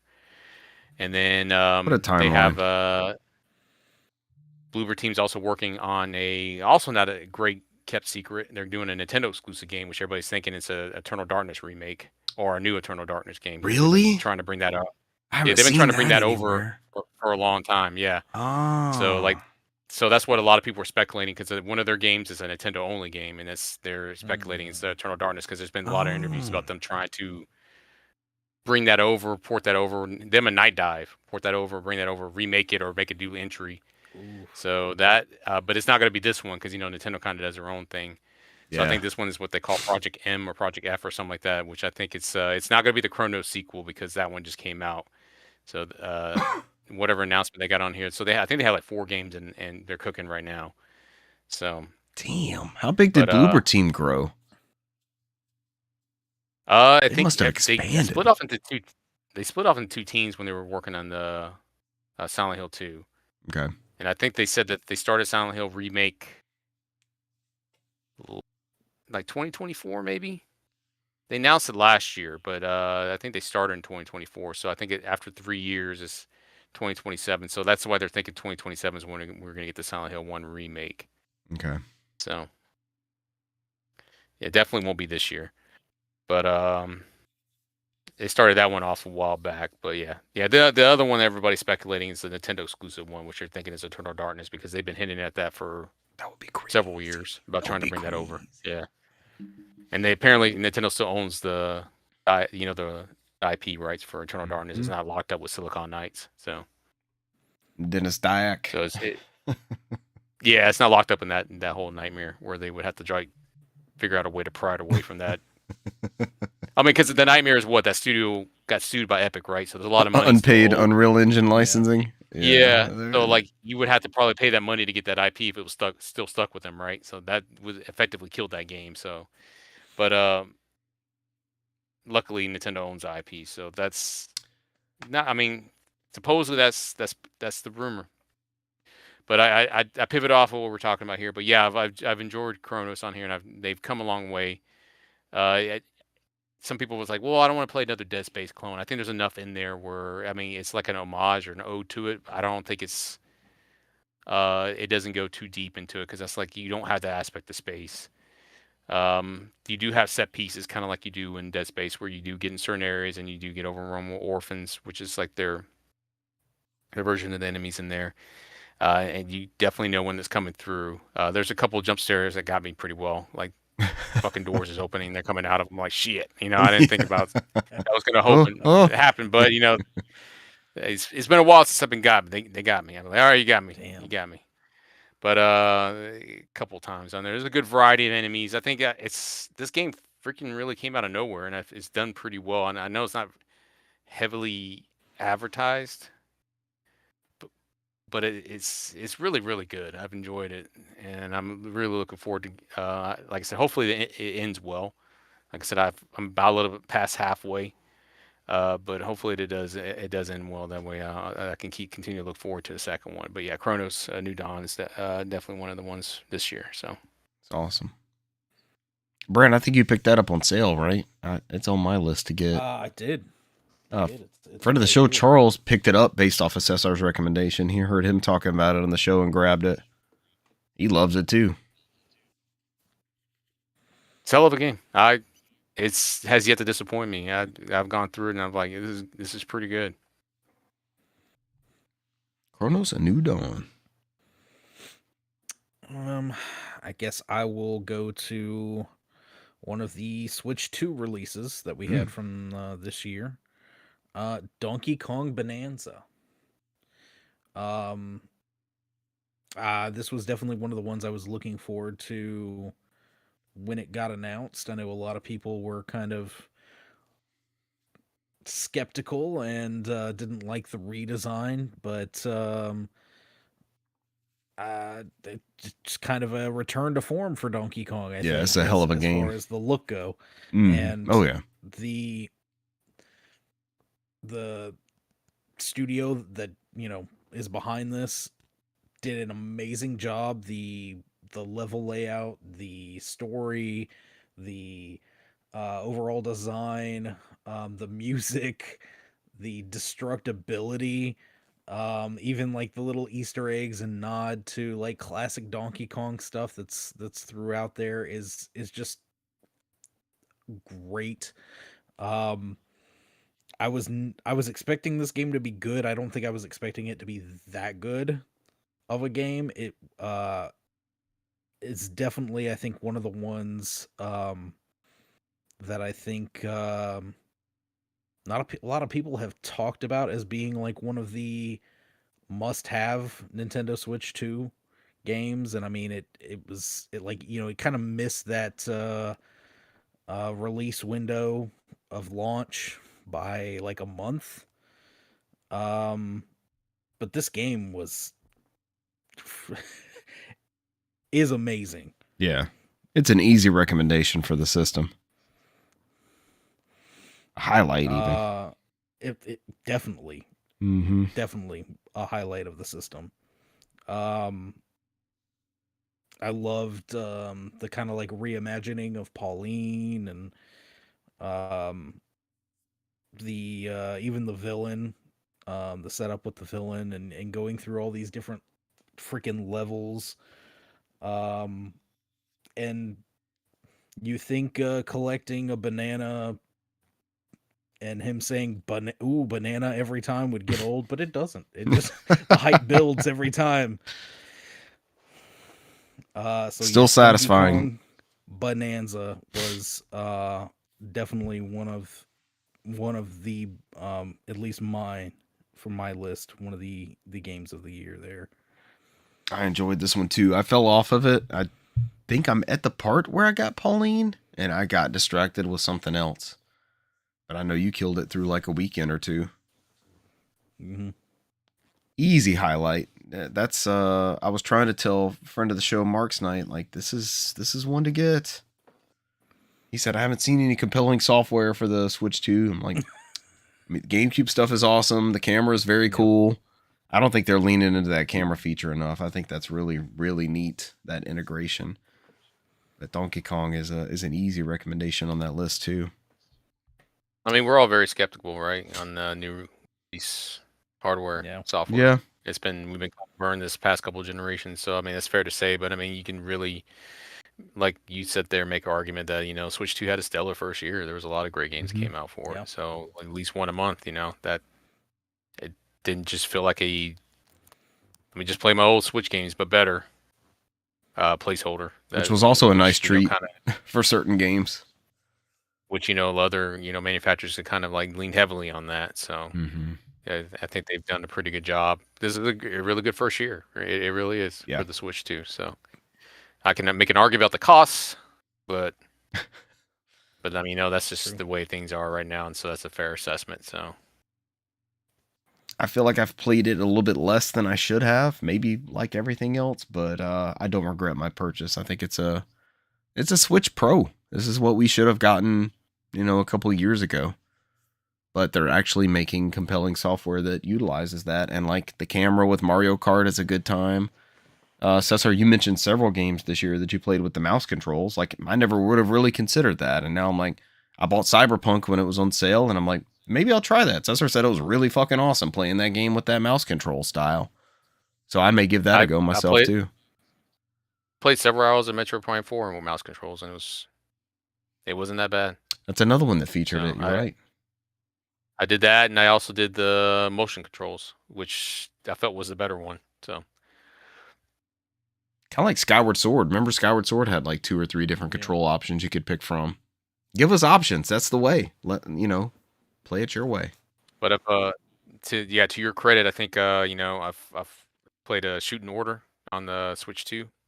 Okay. With mouse controls, I played a lot of visual novels with mouse controls, so it just flows better for me on that. So you just click through. Makes it easier, yeah. Especially on some of that stuff has QTEs in certain areas where you hit dialog boxes, so it helps with the kind of like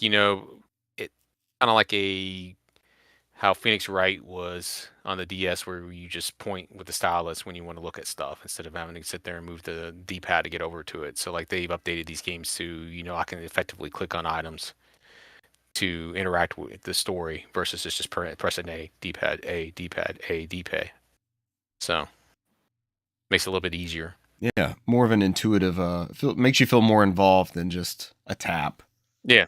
And, I mean, that's how visual novels are, right? It's supposed to, there's not much action going on there, and it's the little things that make you integrate with the story a little bit better. So yeah, just like seeing that big objection thing on Ace Attorney when you would tap that, it's like okay, or you could yell objection into the microphone, right?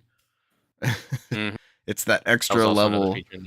Yeah, it's that extra level of input of making you feel like you're experiencing the game and not just clicking through a predetermined story. All right, I got one more, and then I think Cesar's going to end up talking about this game too. Yep. But I mentioned before we kind of bounced off of Warzone and didn't really know where to head to. We all tried the beta for this game, Battlefield 6, when it came out, or Tech Test, or whatever they called it. We had a good time with it. Everybody was kind of tentative, like let's see where the maps go and reception and all that sort of stuff. I picked it up shortly after launch. Friend of the show, Mark Knight, is a Battlefield fanatic, so he just wore me down. It was a weathering. And Cesar said the campaign was generic but serviceable. They always make pretty games. It's going to be a good looking campaign whenever I end up firing that up. But we all ended up buying a copy of Battlefield 6 around the holidays, and that we might end up playing that tonight if people want to stay up and play. So.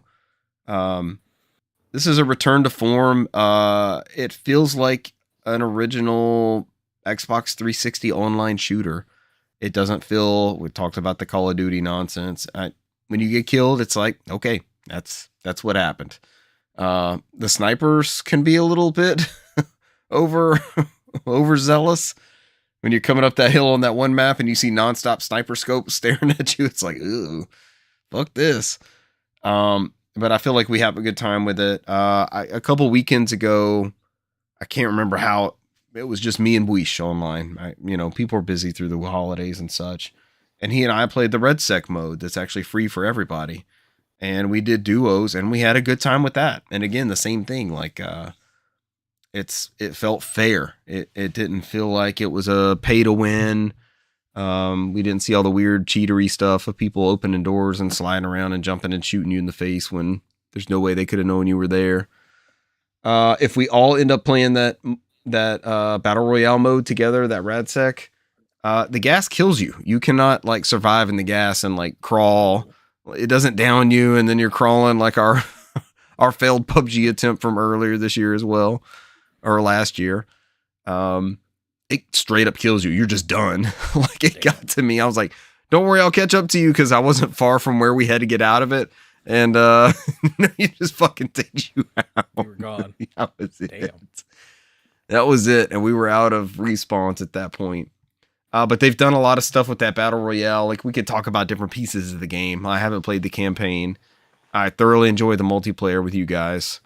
Conquest is a lot of fun, taking over bases. I came into that structure of missions much later. It was Star Wars Battlefront that introduced me to the whole, let's try to take over the map, and you reduce their spawn point tickets by taking over places that they can spawn, and like these pushes. And it's the battlefield moments of trying to take a location, right? Like you're pushing a building and you're just you're going back and forth trying to find some advantage to move forward and take an objective or take out their spawn point or something like that. And that it was so refreshing coming off of years of Warzone. Most of those years were great.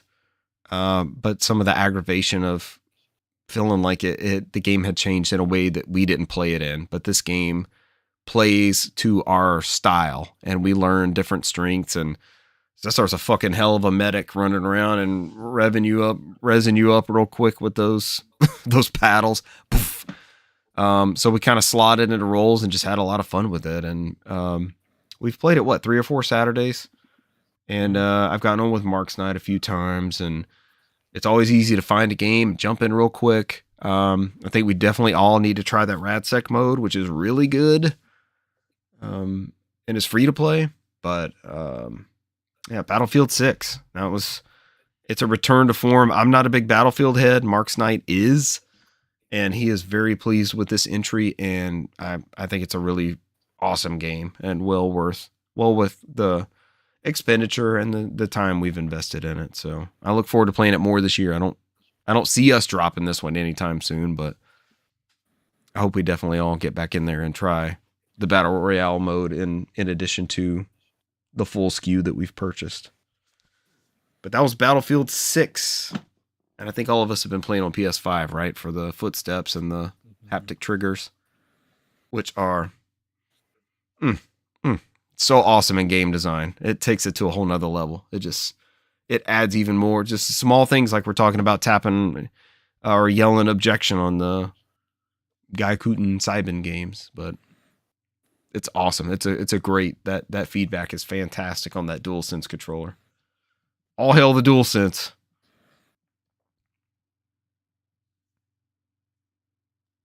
Whoever's next.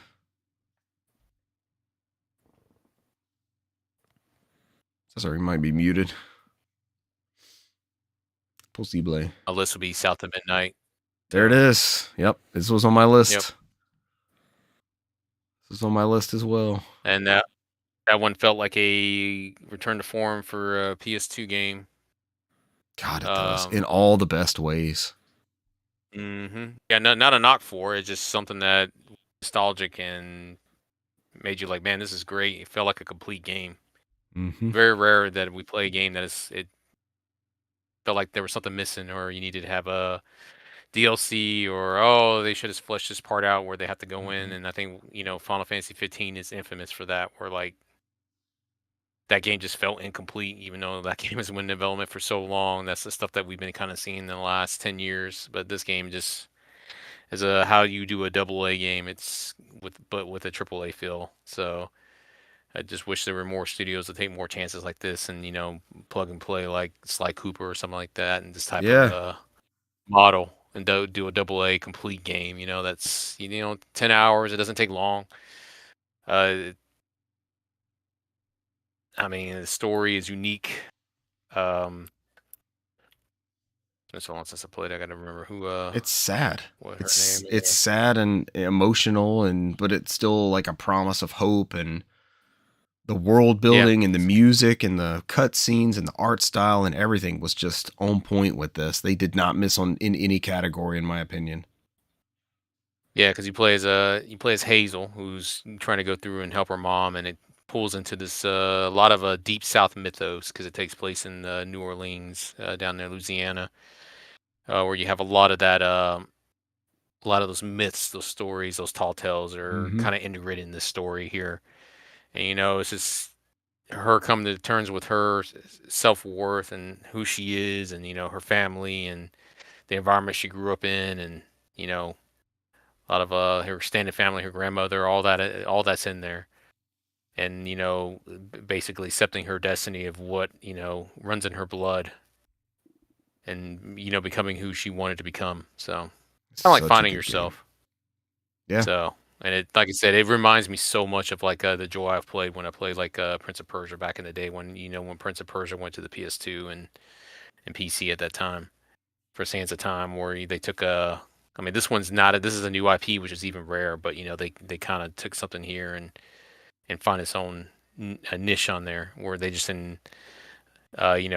we all give Sony shit because Sony kind of, like, every game they come out with third person is always something about revenge, which is which is fine, but I do like this bit we're getting now, where something a little bit different and unique. So she was fighting those but shadow things, but she was also like fighting the weight of the past as she unfolded all that stuff and discovered her abilities as a weaver. And I think there was no more weavers, right? There was no more weavers, right? So she had to see the previous generation through those little ghost-like images. That's how she learned her abilities, right? Because there's somebody in her life that took the other route.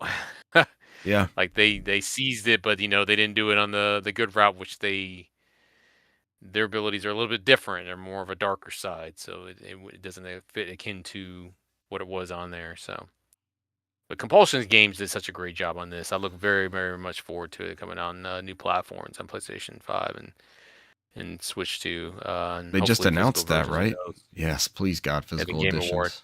Mm-hmm. Because I think those will be day one cop for both of me on those. So this is possibly a double dip for me as well. Brand, did you mess with this at all this year? I have not, but just based on both of y'all's recommendation, I know I would dig this game. It's up your alley, Brant. We don't get games like this anymore, and I think I put it on my list. I knew it was going to make Cesar's list, but we need more games like this. I hope I'm talking about like 5 or 6 of these type titles next year. Would be incredible. It's so good. God, it's so good. It's a great game. It really is. And it surprises you in ways that you're not expecting, like going into it, where it's going to go, and the weight of the past she has, and then like even the weight of the present where it's the past. Like her mom has issues that she's trying to unravel, and there's she's a senior in high school, like she's she's a young adult, so she's figuring out her place in the world. She's going to college, right? She's doing a track scholarship. She's a track star. So she classes. She has like that disconnect from her mom, because her mom's a social worker, but her mom's like barely home as it is. So she's always been in that environment where her mom seems to be helping other less fortunate children and spending time with her, but she still has that, connection with her mom. It's not like she spurns her or anything like that. So, and she starts to like unravel some of those social worker cases and starts to understand why her mom is a certain way about certain things. And it's just the way they did not miss in any. I have no knocks on that game, honestly. Pacing is impeccable. Combat is very Prince of Persia-esque, like Cesar mentioned. Even it's a perfect game, man. I think it's a perfect game. I really don't have anything in there that I felt like was lacking, or I don't either. I would be very curious on how they would make a follow up on this and make it better. I don't know if you can make this game any better than it is. So some good light platforming in there, great story. Music was incredible. Art style is like nothing I've ever seen. That random stop motion stuff, like the first time you see that big giant catfish and he's like hanging from the roof, and you see it's incredible. Another Play Anywhere title. We mentioned this with Oblivion, and what are the games on your list, Cesar? Marvel Cosmic Invasion. Mm-hmm. So put down your ROG Ally and pick up your Xbox, and you're right there in the same spot that you were at before, seamlessly. It's great. It is 1,000% a Brant game. That was the last one on my list. So I'm done. I'm tapped out. Great one, Cesar. I'm glad you put it on there. I believe this soundtrack is on Apple Music as well. Probably Spotify, but I think I found it on Apple Music as well. Here we go. He's lining up for a big announcement. Here we go. Well, I've got my two last games. Probably to no one's surprise, Pokemon Legends ZA Yeah. was everything I wanted from Legends Arceus plus more. The fact that, Pokemon X and Y, that whole Kalos region is what eventually brought me back into Pokemon some years ago. Returning to Kalos in this, some, was it 5 or 10 years, something like that, after those games. I think it was 5. Um, it's interesting to see like where some of the characters that do show up, where they are now, what's going on. The whole mystery of like you show up and then kind of get pulled into being on this team, um, and participating in this, citywide like battle championship Mm-hmm. thing, but also there's this other level of, well, we're also kind of working with this company that does all this research and all this other stuff, and there's been these instances of these Pokemon randomly um mega evolving. It's rogue mega evolution, and we don't, the Pokemon seem to be in pain when that happens, and we don't want them to Oh. cause havoc over the city, so we've got to do something to help the Pokemon and stop this and figure out what's going on. It's like a And PETA even group. all the PETA way Pokemon. yeah, and even all the way, through the end of that, meeting all, a bunch of new characters, and then the ending is pretty good, where it leaves off of the post game stuff, and then getting into the DLC. I recently beat like the first part of the DLC, and then went through, like, after the credits roll, it immediately goes into like a post DLC stuff, and then I've done most of that, and then as soon as I finish that up, there's even more content. I'm like, okay, I'm getting Damn, my he can't money's put this worth. down. I'm like, I'm getting my money's worth, man. They did the thing here, man. So definitely Pokemon Legends ZA wound up on this list. And then last but not least, I have talked about this game once, twice, several times, and spent some $200+ on Oh. a versions of this game that I still do not have in hand. Uh-oh. I spent Cesar knows exactly what I'm talking about now. I know now too. Fuck you, Rocket Games. Hurry up. um, but over the weekend, last weekend, I purchased, or maybe earlier than that, I purchased another copy of this game for Steam and went ahead and started playing it last Sunday. And before New Year's Day, I beat this game. And I mean, by beat it, I went through every level. There's 4 different stages that have multiple levels.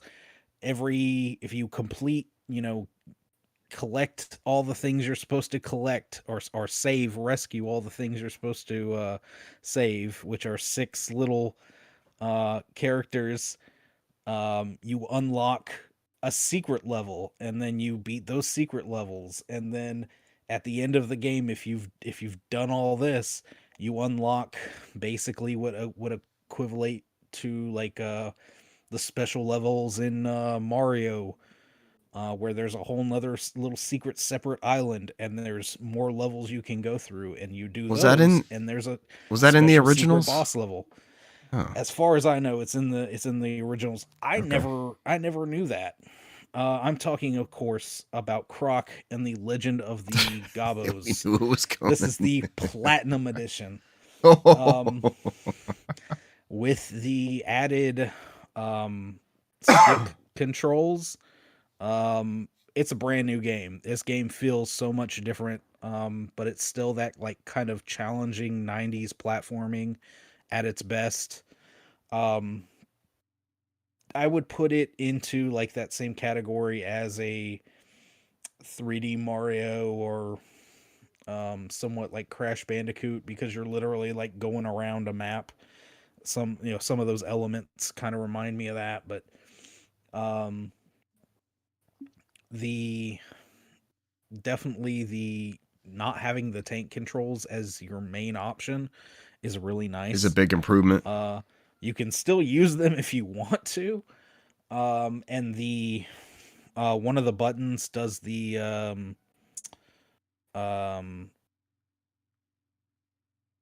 Halo like anniversary thing that you love so much, where you can toggle back between the new graphics and the old graphics. Oh yeah. And I mean, there's honestly, it smooths out the graphics and like kind of HDifies the textures and everything, but like back and forth, it still looks amazing. Tighten up the graphics. And between Legends ZA's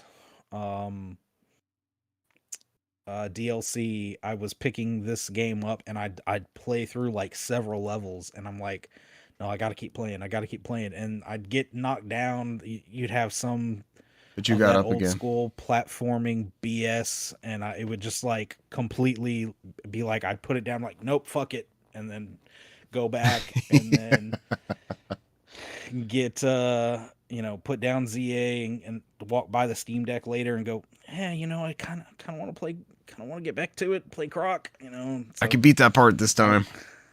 I went through it. I got freaking 30 of the 36 achievements that there are. Damn. So how long did this take to play through? Like I said, from Sunday to what was that? Wednesday evening. So not very long. I think it's like 5+ hours I spent in that game. Knocked it out.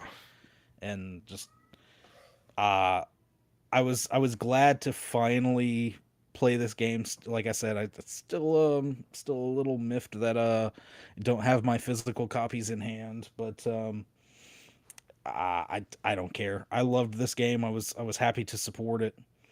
And glad to finally beat it after all these years. Yeah. What's the holdup on that physical edition? Have they said? It's the people that are making the physical editions. I'm not exactly sure. I think the last email it mentioned something about like the sourcing of the statues and stuff like that. Okay. But I've got a collector's edition coming, but I've also just got like a vanilla edition of one of those. So like I went collector's edition for PS5 and just the regular for the Switch version, and I think I even added some of the other stuff that they had, like some of the other merchandise that they were selling. So just to throw my support toward that game. Yeah. Give us another Croc, says Brant.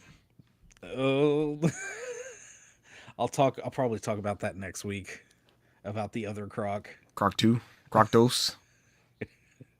There's one for Game Boy Color too. Have you played? You talked about playing that one, Game right? Boy, yeah, the Game Boy Color one. I dabbled in that one last year, and I think I picked it up again this year, just kind of like for something to do. And it's a fun one. And you've got like the 8-bit soundtrack and everything. Yeah.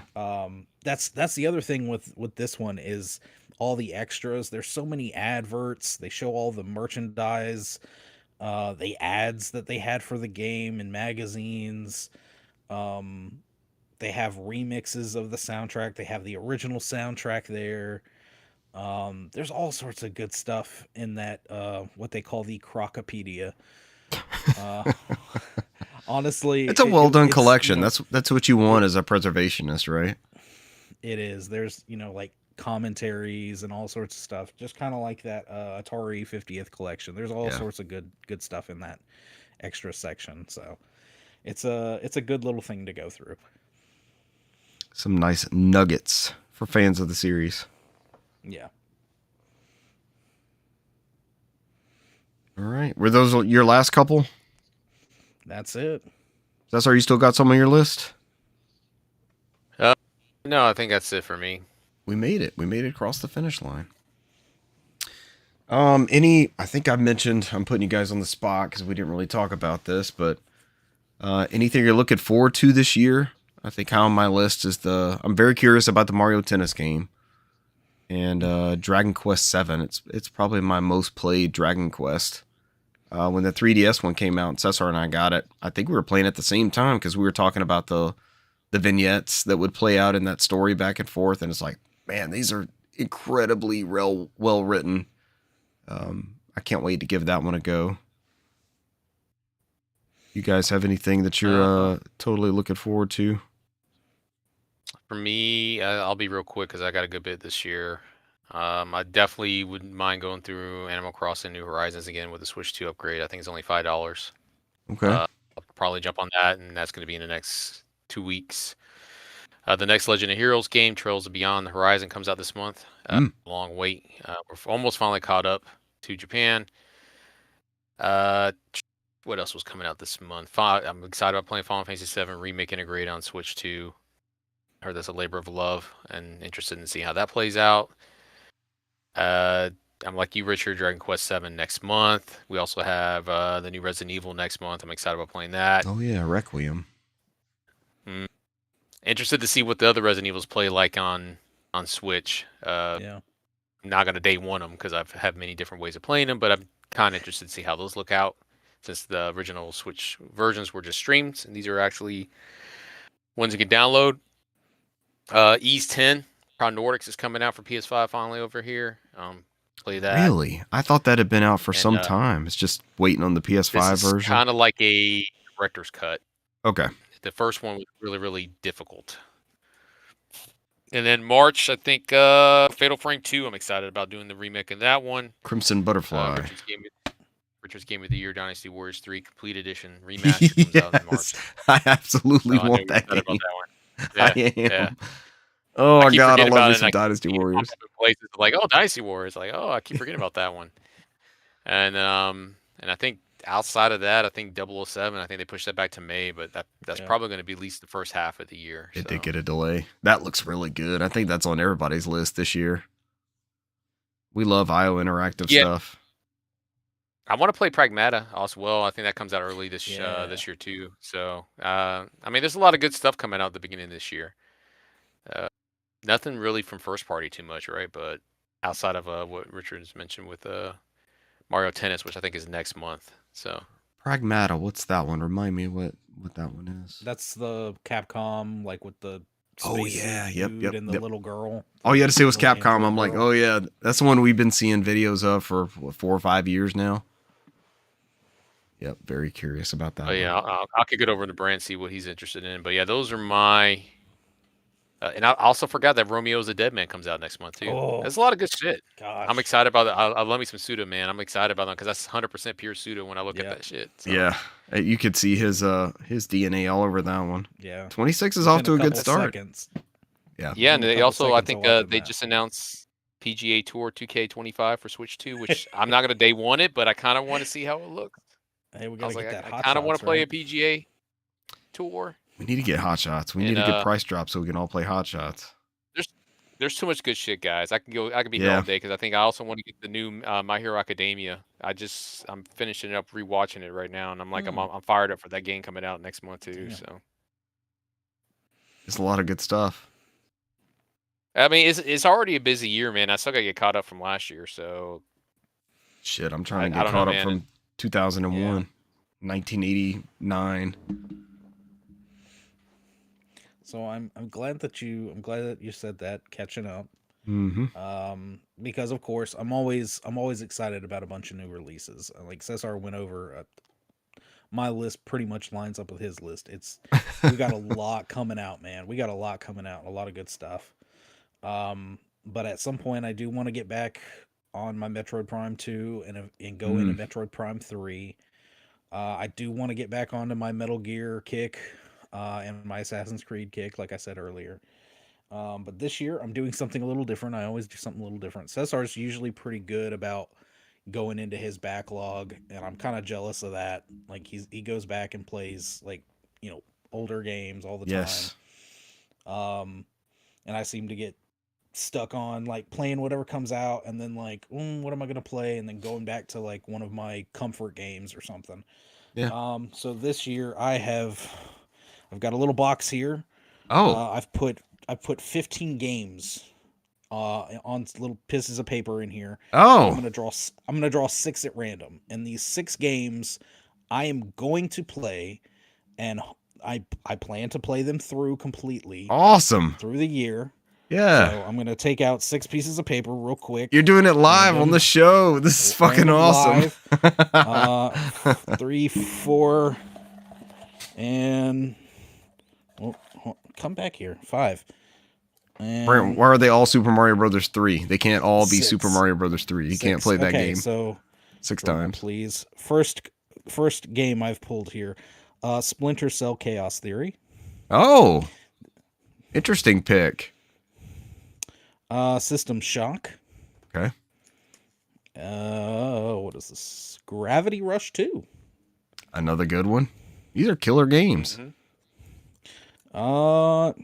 Fantasia Neo Dimension. Yep. You guys talked me into getting the physical of that last year.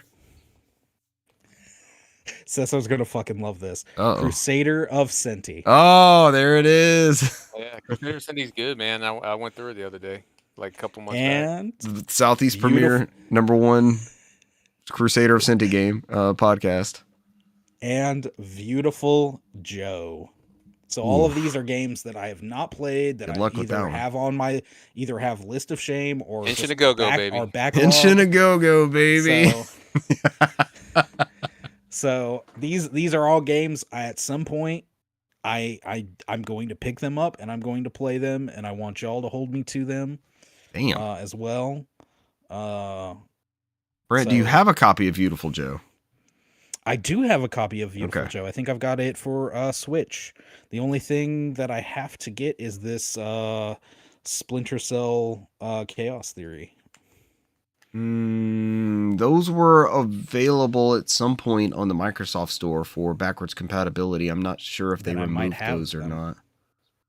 Those are the boosted ones. I think those are the way to play them, right? I think that's the way to play all of those. Brad, have you played Splinter Cell and Pandora Tomorrow? Have you played the first 2? Okay. Mm-mm. I hear Chaos Theory is the best one, so it's up there until Blacklist. But I think Chaos Theory was that high that everybody was trying to chase. Good job, Brant. Which ones didn't make the cut? I kind of want to know what you didn't draw. Well, there was like 15 other games. I mean, the games are gonna stay in here, and I might add. Yeah, wait till you beat those first 6. Okay, yeah. I like this. Yeah. Yeah. Because then you'll start bargaining with yourself. Here. The box will stay here. Yeah. You'd be like, Beautiful Joe. Good stuff. I'm not digging Beautiful Joe. Let me put it back in the box. I'll draw one of the other ones. Yeah. Give him a shot. I think I like this concept. I think it's pretty dope. Friend of the show, Michael, would lay out the game, only the games he's going to play until he finished those, or just totally, I'm not doing this. So he would have like 5 or 6 cases out that he set out. And he's like, this is what I go by. I don't go in and wander into my game room and try to grab something off the shelf. He's like, I just know that I'm trying to focus on those, and I pop them in, and that's what I work on. I'll alternate between those 6. But he doesn't do multiplayer stuff like us with Battlefield and Repo and those sorts of experiences. True. Hell yeah, that was awesome. Good finish. We have anything else we want to add? Good finish to the episode, Brant. That was exciting. I think that's it. The listeners and viewers can look forward to your updates throughout the year on those 6. I look forward to my listeners sit hearing me bitch about buying Tales of Berseria for the 14th time, which I didn't need to. So. Oh, so sorry. I think I've a PS4 game. What are we doing here? I think I bought it 3 or 4 times as well.